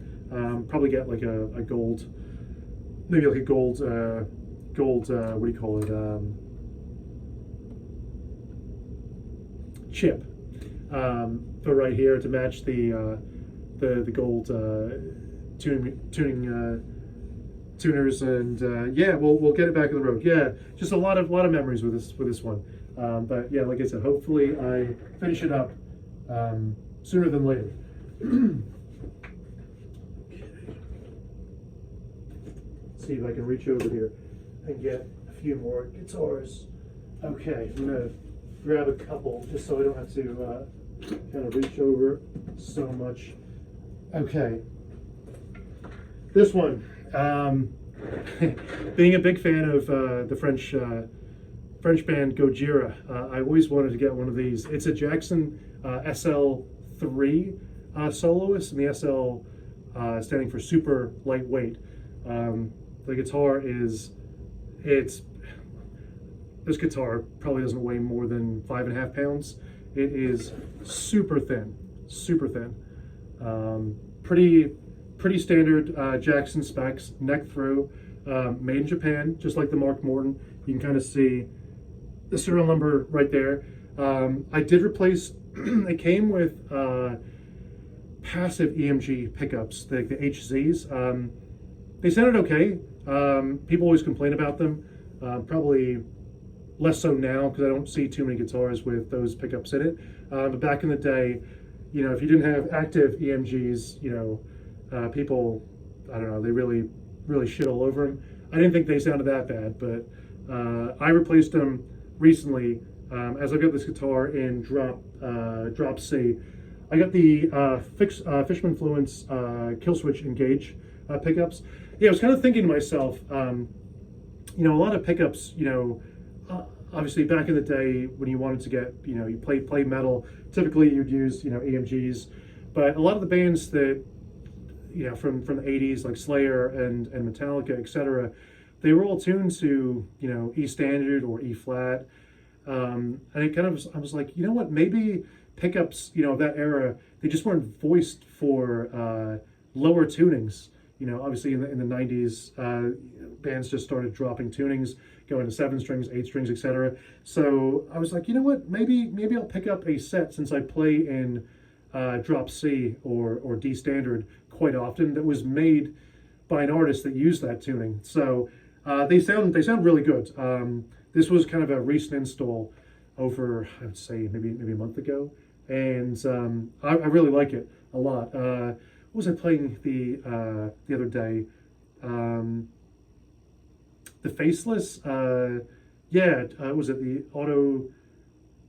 I forget. There was an album. It was like a 3-part song. So again, somebody can probably comment if you're still with me an hour and 40 minutes into this video. But yeah, it sounded really good. Really like this guitar is awesome to play. Kind of like the Paul Reed Smith, I really gravitate towards Jackson necks. One of the guitars I really regret selling was a Jackson Rhodes RR24, again made in Japan. It was white, had one pickup, and I loved that neck to death. But I went on Reverb the other day to see if I could get that guitar back. yeah, they're like 2 grand now. I'm just like, yeah, I'm good. So yeah, this one really cool guitar. Matte black, not unlike the Mark Morton. Um, and yeah, oh, here's a little interesting little piranha inlays. I think they were called piranha tooth inlays, kind of like a mini version of Jackson's shark shark inlays, shark fin inlays. Ebony fretboard, mahogany, I believe. Probably mahogany wings. I'm not sure. Probably the neck is probably maple with mahogany wings, I think. Pretty simple guitar, but yeah, it sounds awesome. Let's see if I can just pop that down. You know, I'm going to continue since I've got this right here. Here is another guitar manufacturer that many of you may not have seen. Killer Guitars. Definitely an unusual shape. A Japanese company, so you'd have to import this. They do not sell them in the United States. Like a super shredder guitar.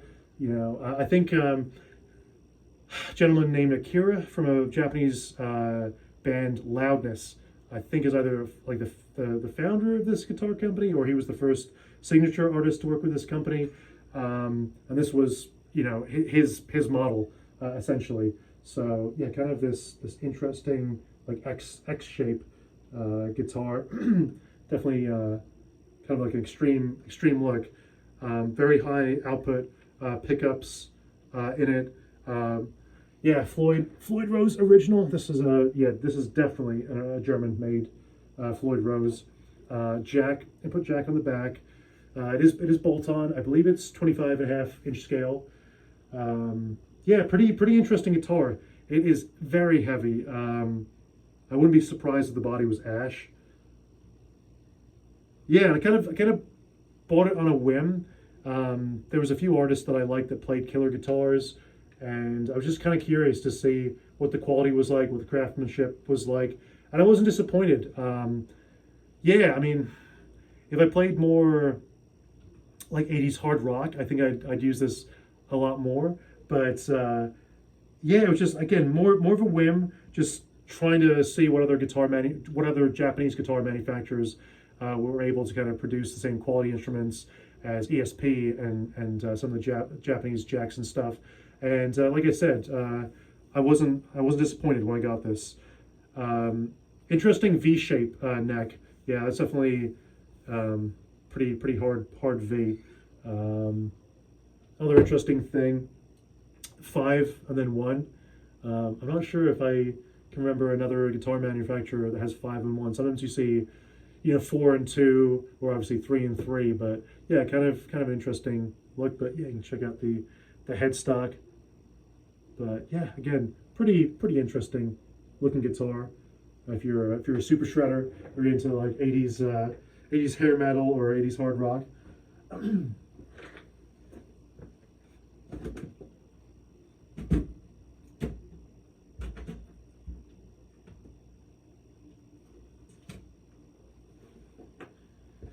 All right. This one, as I'm sure many of you know, this is a Jim Root Telecaster. Definitely an unusual Telecaster in terms of the specs. As far away as traditional Tellies you could probably get without installing like a Floyd Rose or something like that. High output EMG pickups, EMG 81 in the bridge, EMG 60 in the neck, 1 volume control, 3-way toggle. Very utilitarian, very minimalist. Heel, comfort heel. Locking tuners. Jim Root's signature right there. Ebony fretboard, and I believe it is a compound radius. So starts more rounded at the upper frets and then goes very flat for soloing at the lower frets, or higher frets, I should say. Not much more to say.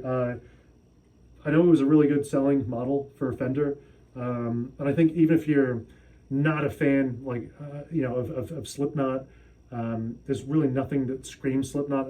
Least of all the shape.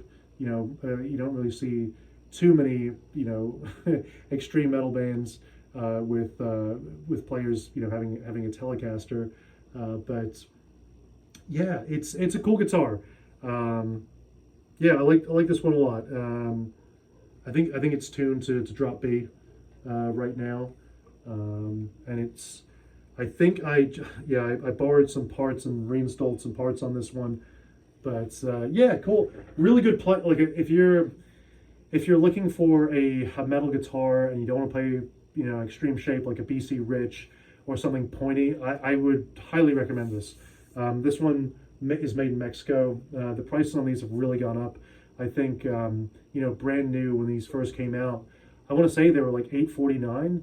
Now I think they're like $1,500. They're super expensive for what they are, but it's definitely a quality guitar. Just I don't use it too much.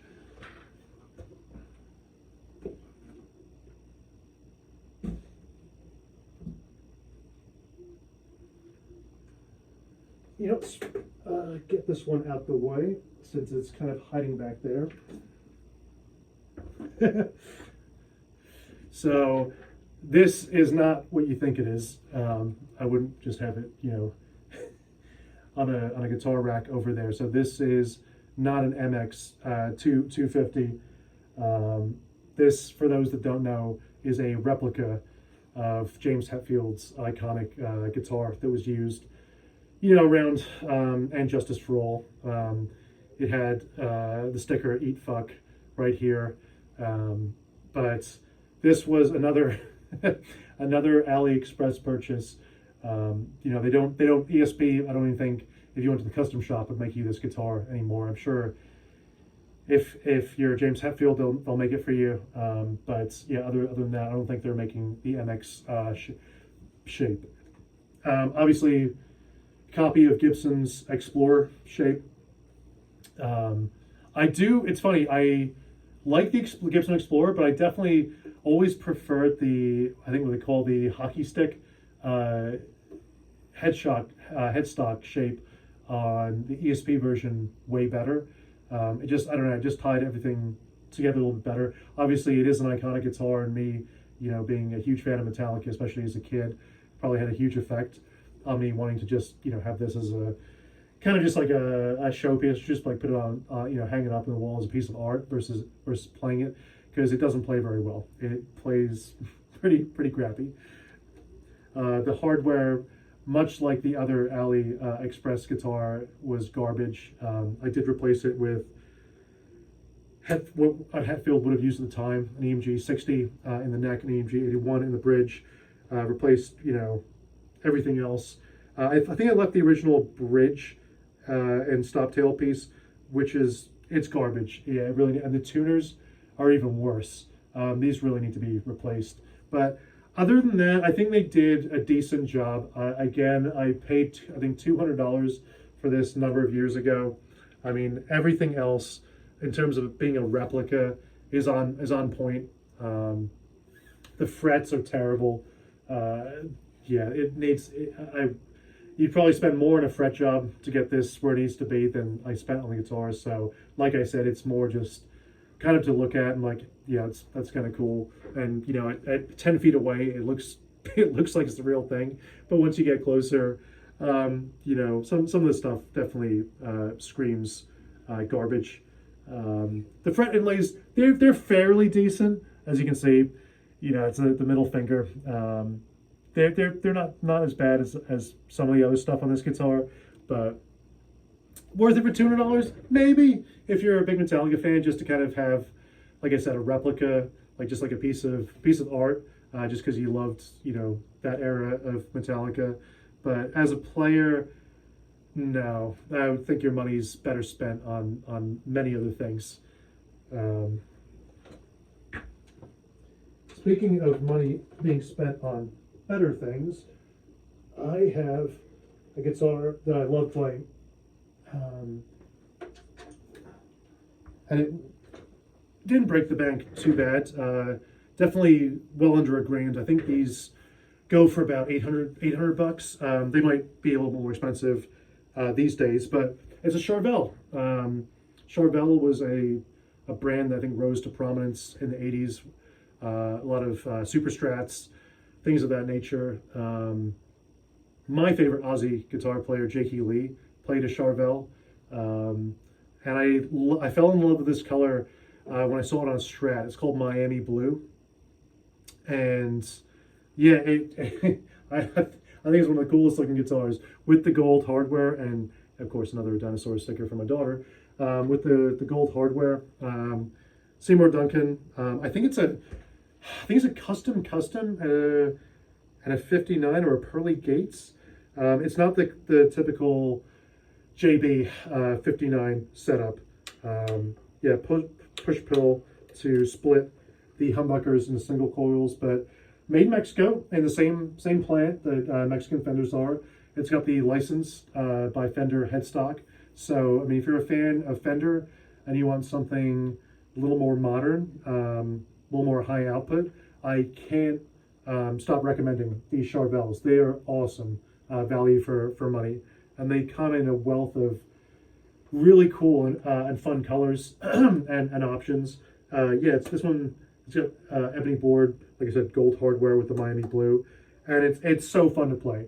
They play really well. I think if you were a touring musician and you played Strats and maybe an HSS Strat, we've got the humbucker and the bridge and 2 single coils. I think this would be a great replacement. Especially if you had vintage gear or American made stuff that you didn't want to take out on the road. Or just down to coffee shop to play or whatever you're taking a guitar to play. Yeah, I think these are amazing value for money. Just notice, so on most Fenders you'll find the truss rod adjustment up here. On a lot of vintage Fenders you'll find the truss rod adjustment here, but it's hidden behind the fretboard. You have to actually take the neck off to make truss rod adjustments, which is awful.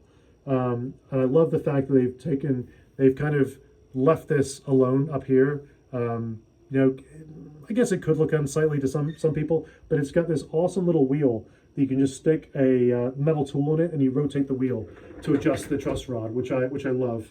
Yeah, this is, even though it's not the most expensive guitar I own or the most I don't know. I really, really like this guitar. I would be upset if this one left me. I would probably replace it. It's just a really, really fun guitar to play.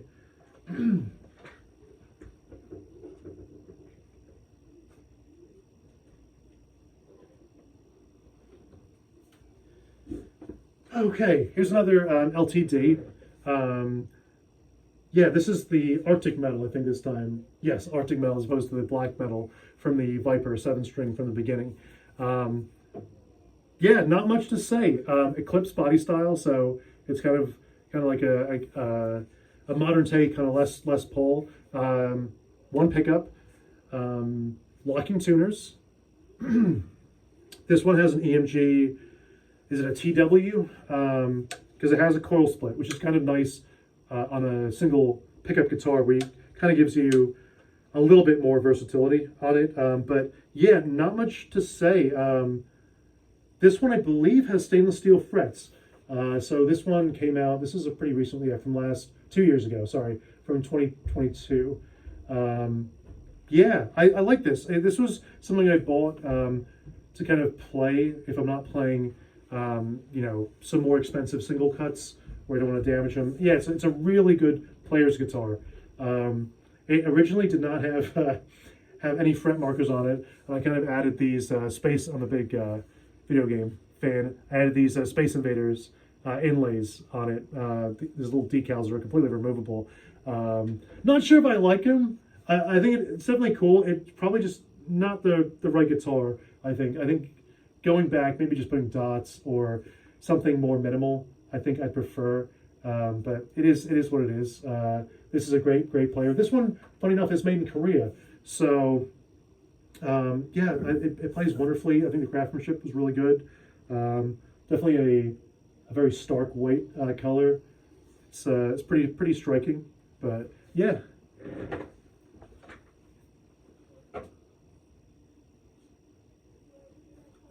This one I've been playing quite a bit recently. I really have fallen in love with this. This is a Fender Aerodyne Telecaster. So this is a made in Japan Telecaster. Got some amenities on it that are more modern focused versus your more traditional Telecaster, your more vintage spec. So we've got locking tuners. This really interesting bridge. I never heard about it before, but it's from this aftermarket company.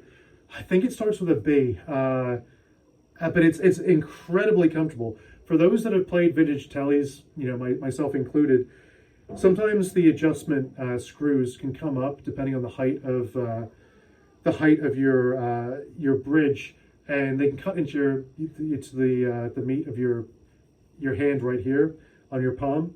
And this is quite the opposite. I thoroughly like this bridge on Telecaster. Again, I'm not sure what it's called, but I know it's something you can buy like as an aftermarket upgrade for your Telecaster. But yeah, really like it. Super simple. So most Telecasters have pick guards. This one does not. Three-way switch. Color is called Dolphin Gray. It's almost like a mirror. Yeah, it's very cool. We've got binding on the front, and funny enough, I just replaced the pickups. That was the only thing I didn't really care for on this guitar.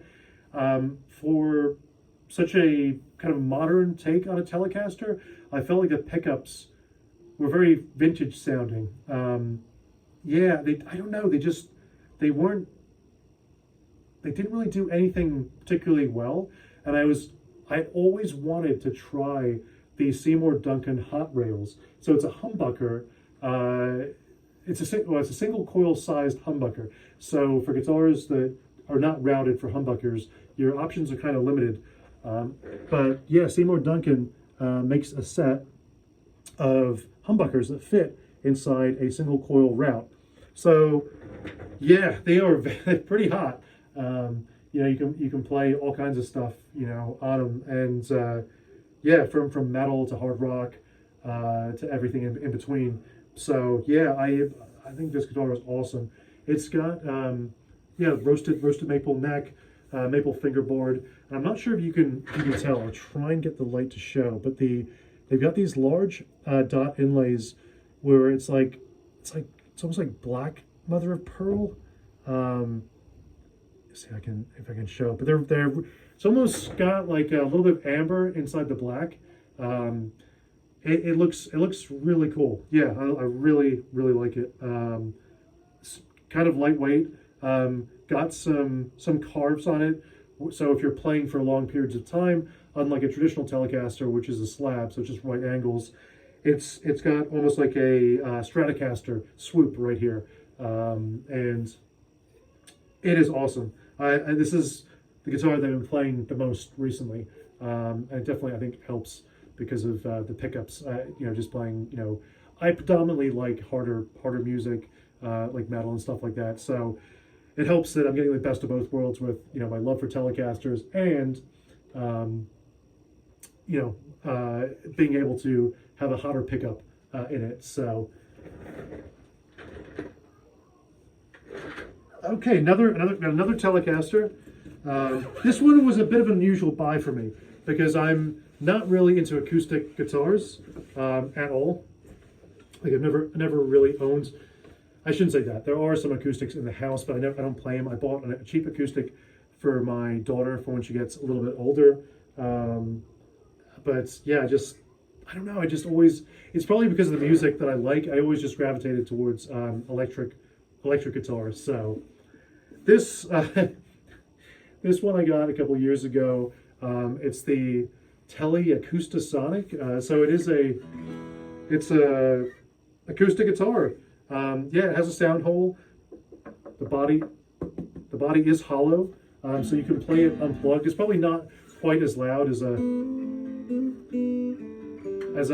traditional acoustic guitar, but it's still pretty. I mean, if somebody was sleeping next to you, you'd probably wake them up if you played it.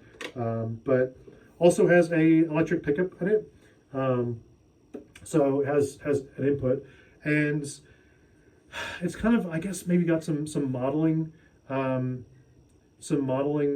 equipment in here, because I think I've been reading the manual. You've got basically three selections. I think one was acoustic tones where you blend in. I think it was, again, my acoustic knowledge is pretty pretty limited, but it was two types of tone woods. I don't know if it was, you know, like a mahogany body or something. It was Sitka, probably Sitka or birch or something like that. But yeah, and then the other one, I think it was one of them. I just did not get the descriptions on. I think then one of them was, I think it was called like lo-fi, and then one of them was, I think, just like a single coil tone. But yeah, I guess, I mean, it sounds cool. Maybe I'll play it in the summertime outside. I don't know. I think it was just more of, I was just curious, because I love Telecasters, and I was just curious about using maybe an acoustic guitar and having an electric guitar neck, which I would be more comfortable and more familiar with, on an acoustic style body. So yeah, do I play it that much? Not really, but like I said, I would rather maybe play something like this than a traditional acoustic. So I think that was the whole point of this experiment with the Starchus. So, but yeah, it came in a nice gig bag, and I think they were getting. I think that they didn't do very well. I don't think they were very well received. I think if somebody wanted to play acoustic guitar, they just bought an acoustic guitar, and if somebody wanted to play electric guitar, they just bought an electric guitar. So I did not pay a lot for that guitar, and the price that I did pay, I think it was well worth the money, because it plays really nicely. All right, let's get into some of the cases. I'm gonna actually no. Let me do this last one that's on a stand. This is a Gretsch. You know, if you're a rockabilly fan or fan of Brian Setzer, you're probably very familiar with Gretsch's. Yeah, this one, I'm trying to think. No, it's completely hollow. So there's no center block in this guitar. I think this was called a Rat Rod. I just really liked it. I never owned a Gretsch before, up until a few years ago. I thought that these Gretsch, what they call Filtertron pickups, I really loved the fact that this guitar had this like primer white look to it, but then it was kind of broken up by these red pickups. Bixby tremolo, so more vintage style tremolo, and then this one was made in Korea. Set neck. We kind of got exposed machine heads right there. The tuning keys don't have a cover on them, but this one surprised me. I thought I get similar vibes with this one, just being a little bit different than guitars I typically play. It's kind of like the Dan Electro. Like I really like this guitar. I would be sorry if something happened to this guitar in the same manner that I really like the Dan Electro. But I can't really put my finger on it. It's just a cool guitar. I like this one a lot, and I like the craftsmanship on it. It's really well built. I like the appointments on it. It's just something different. Yeah, it's a very cool guitar. Okay, I'm gonna quick. You know, it's funny. Both these guitars are signature guitars from the same person. So I did make a quick review of this guitar last year when I picked it up, and it's one of the best playing guitars that I own. And it's also one of the most expensive guitars that I own, and that is the Gibson Les Paul Standard Grainy. It is technically considered a Kirk Hammett signature, but the guitar was originally owned by Peter Green of Fleetwood Mac, and then later by Gary Moore, and then it ended up in Kirk Hammett's hands. But yeah, beautiful flame maple top on it. The reverse neck pickup for that out of phase sound. Yeah, this guitar is gorgeous. They retail, I think, for like $3,300, but I did not pay that. I did get a really good deal on it. Yeah, this is probably one of the most expensive guitars I've ever purchased. I really feel as though once you start getting past maybe $1,500, it's diminishing returns for me. Does this guitar play 3 times as good as a guitar that's a third of the price? No. Does it play very nicely? Yes. Are the appointments and the fit and finish amazing? Yes. Is it a beautiful top? Yes. But yeah, I don't know. I can't ever see myself buying another guitar that was this expensive. Yeah, I don't know. I think the money could be spent better on, if you're just buying musical equipment, it could be spent on three different guitars, or one guitar and an amazing amp, and maybe that Roland guitar pickup, stuff like that. I feel like Gibson's high-end USA stuff / custom shop stuff, it's more for those that have an exorbitant amount of money, that might be collectors, and maybe it's an art piece and things of that nature. Yeah, versus those that really play the guitars. Yeah, I'm almost worried to play this guitar in certain situations, because we've all nicked a guitar or hit the headstock on something, not paying attention. And I do play this guitar quite a bit, but it's almost like I'm allocating 20% of my brain to making sure that nothing is in the vicinity of me, hitting something. So, which kind of takes away from the fun of it. But it is a sweet playing guitar, and it sounds amazing. It sustains for days, but too expensive. Like any of this higher end stuff, it's too expensive. To each their own. If you've got that level of disposable income, more power to you. And if you want to spend your money that way, who am I to say what you should do? But for me personally, yeah, I won't ever buy a guitar of this money ever again. It's just yeah, I don't know.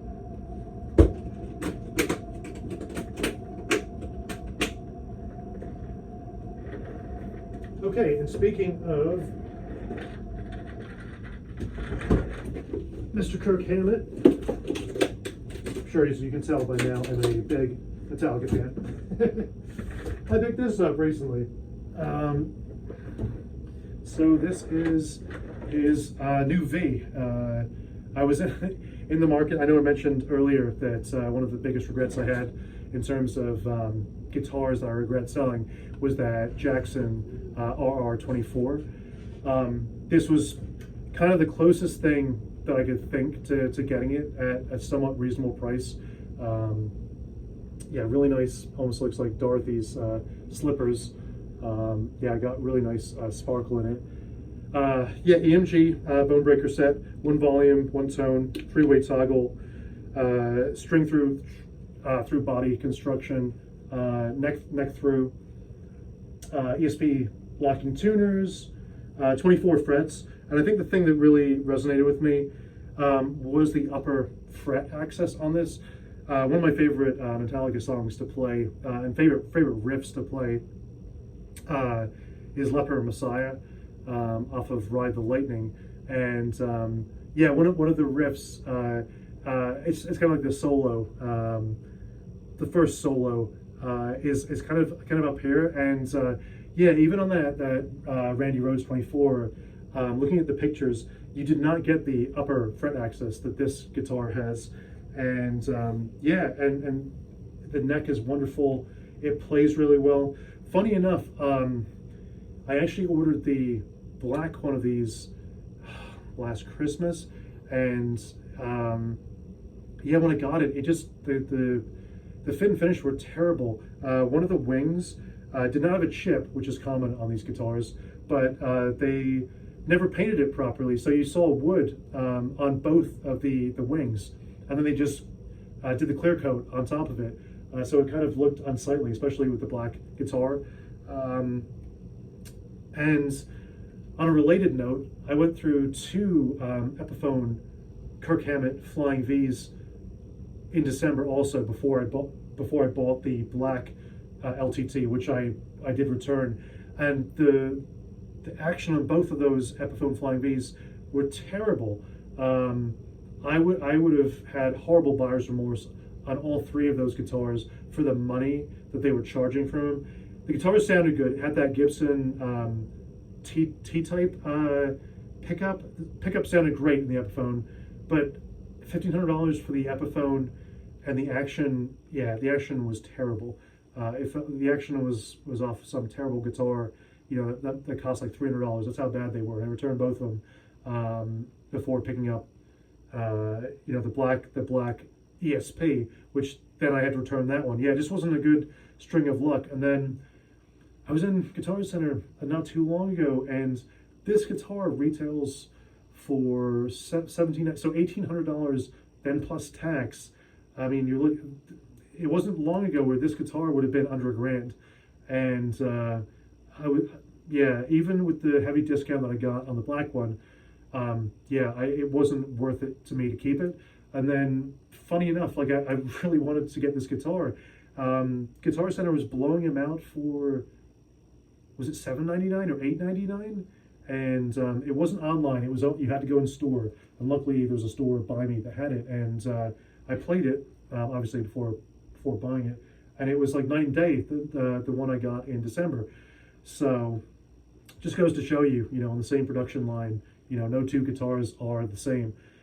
And this one plays like a dream. It's really fun to play. I thoroughly enjoy this guitar. It is awesome.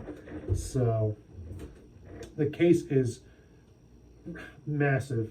Yeah, if you have you know, storage issues, this might not be the guitar for you, because the case is literally from here to here. Yeah, it's a big case. Okay, I promise I'm almost done. I know you guys, if you have been with me for the past 2 hours,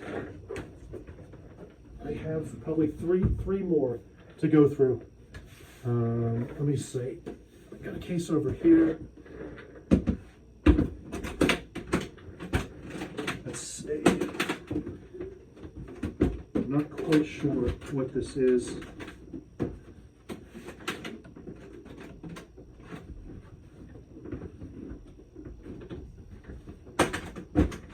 Case, a lot of buckles. Here we go. Hey, it's the Greco from 1980. So, really like the feel of this guitar. Like I said before, it's got the 50s style fatter neck versus the 60s slim taper, the other Greco I had. This one was from 1980, and I like the look of this one better. This one's more of like a tobacco burst. Got the pickup covers off on this one. It's got the kind of the exposed coils. I get I don't know, like Slash vibes from this. Yeah, but like I said before, I think the other guitar the pickups sound better than this one. Maybe you should just do a swap and just sell the other one. But yeah, this one's fun to play. And I got maybe like a soft spot in my heart for this one, just being the same age as me, being born in 1980. Yeah, just a really cool guitar. Again, part of like that lawsuit era where it's pretty much identical to a Les Paul. Yeah, even the abalone, you know, Gibson logo with the Les Paul font, like the Kluson style tuners on it. Yeah, this one not too heavy. Maybe 7.5 pounds if I was to guesstimate. But yeah, this is one of my favorites. Okay.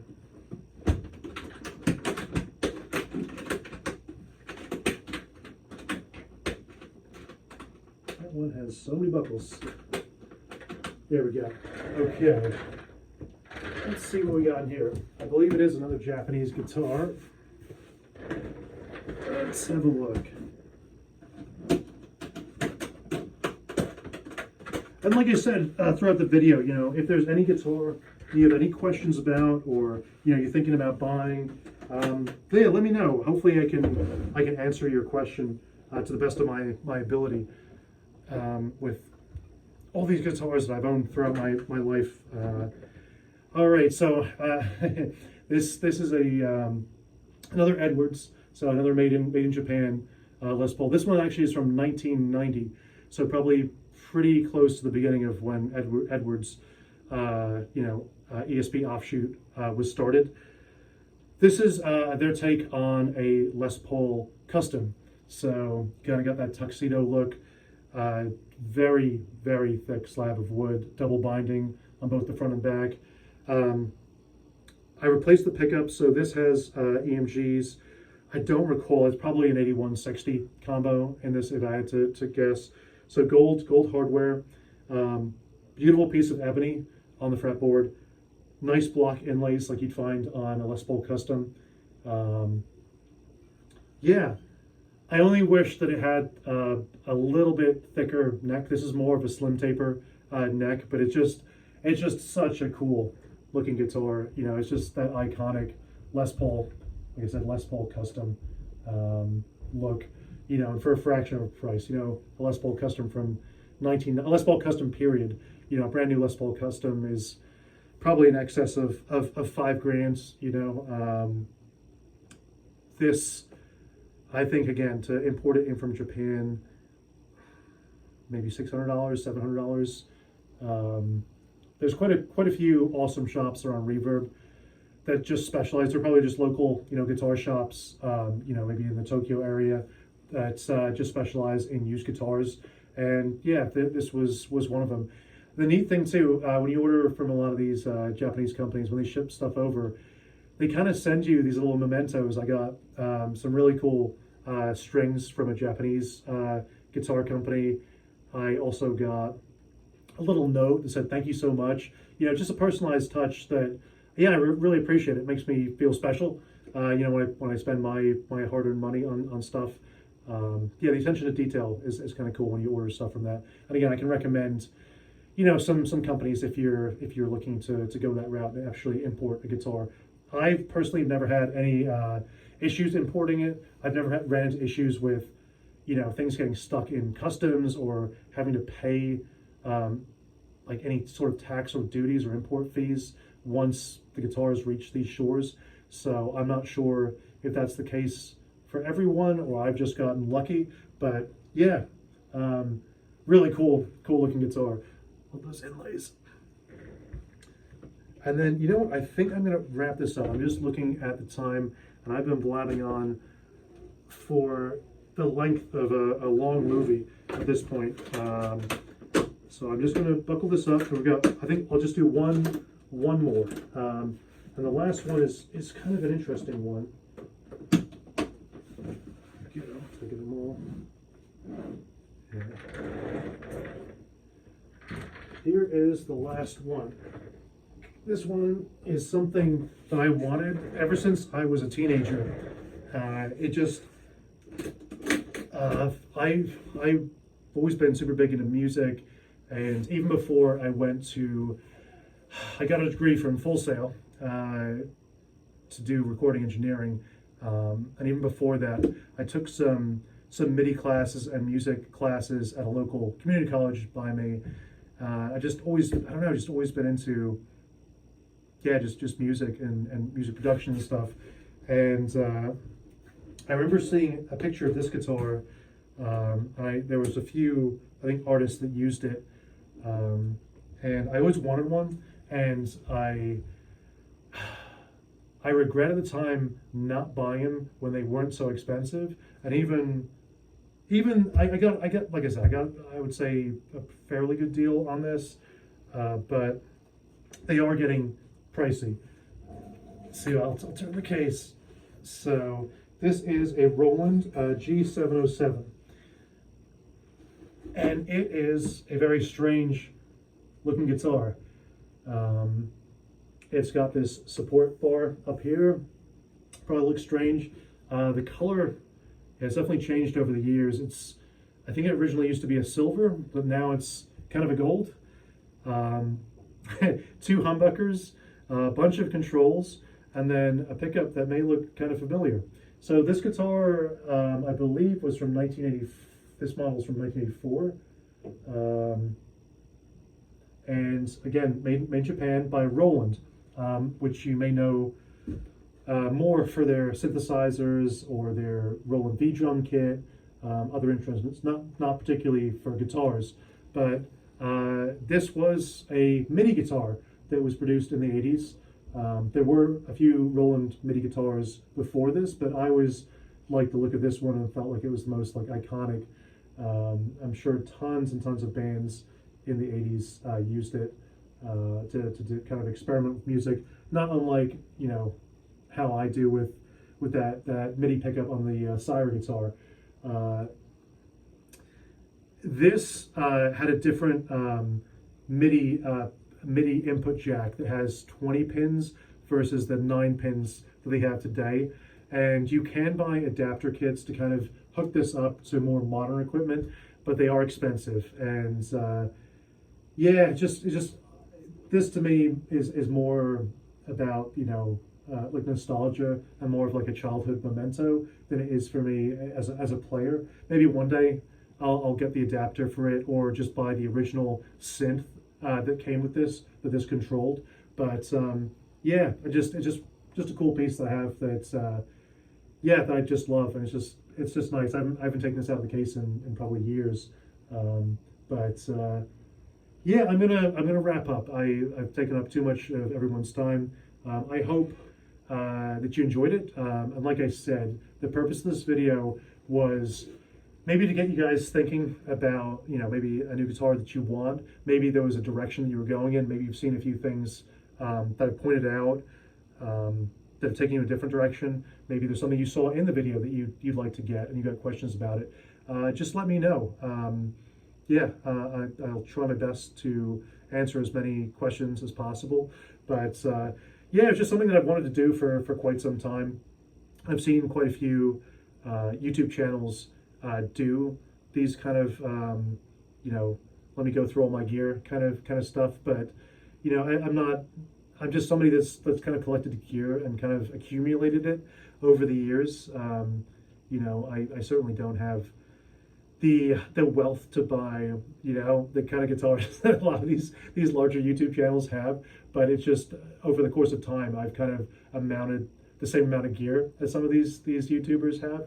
So I figured yeah, kind of throw my hat in the ring, and like I said, it's more to kind of help, you know, either beginners or people who just have kind of questions, you know, that I'm hopefully able to answer. Just having amassed such a collection over the years, I just owned so many guitars over the years, where I'm very comfortable with what I like now, and you know what I don't like, and obviously it's just an opinion, but yeah. Again, hopefully this video can help somebody out there, and yeah, I will talk to you later. Bye.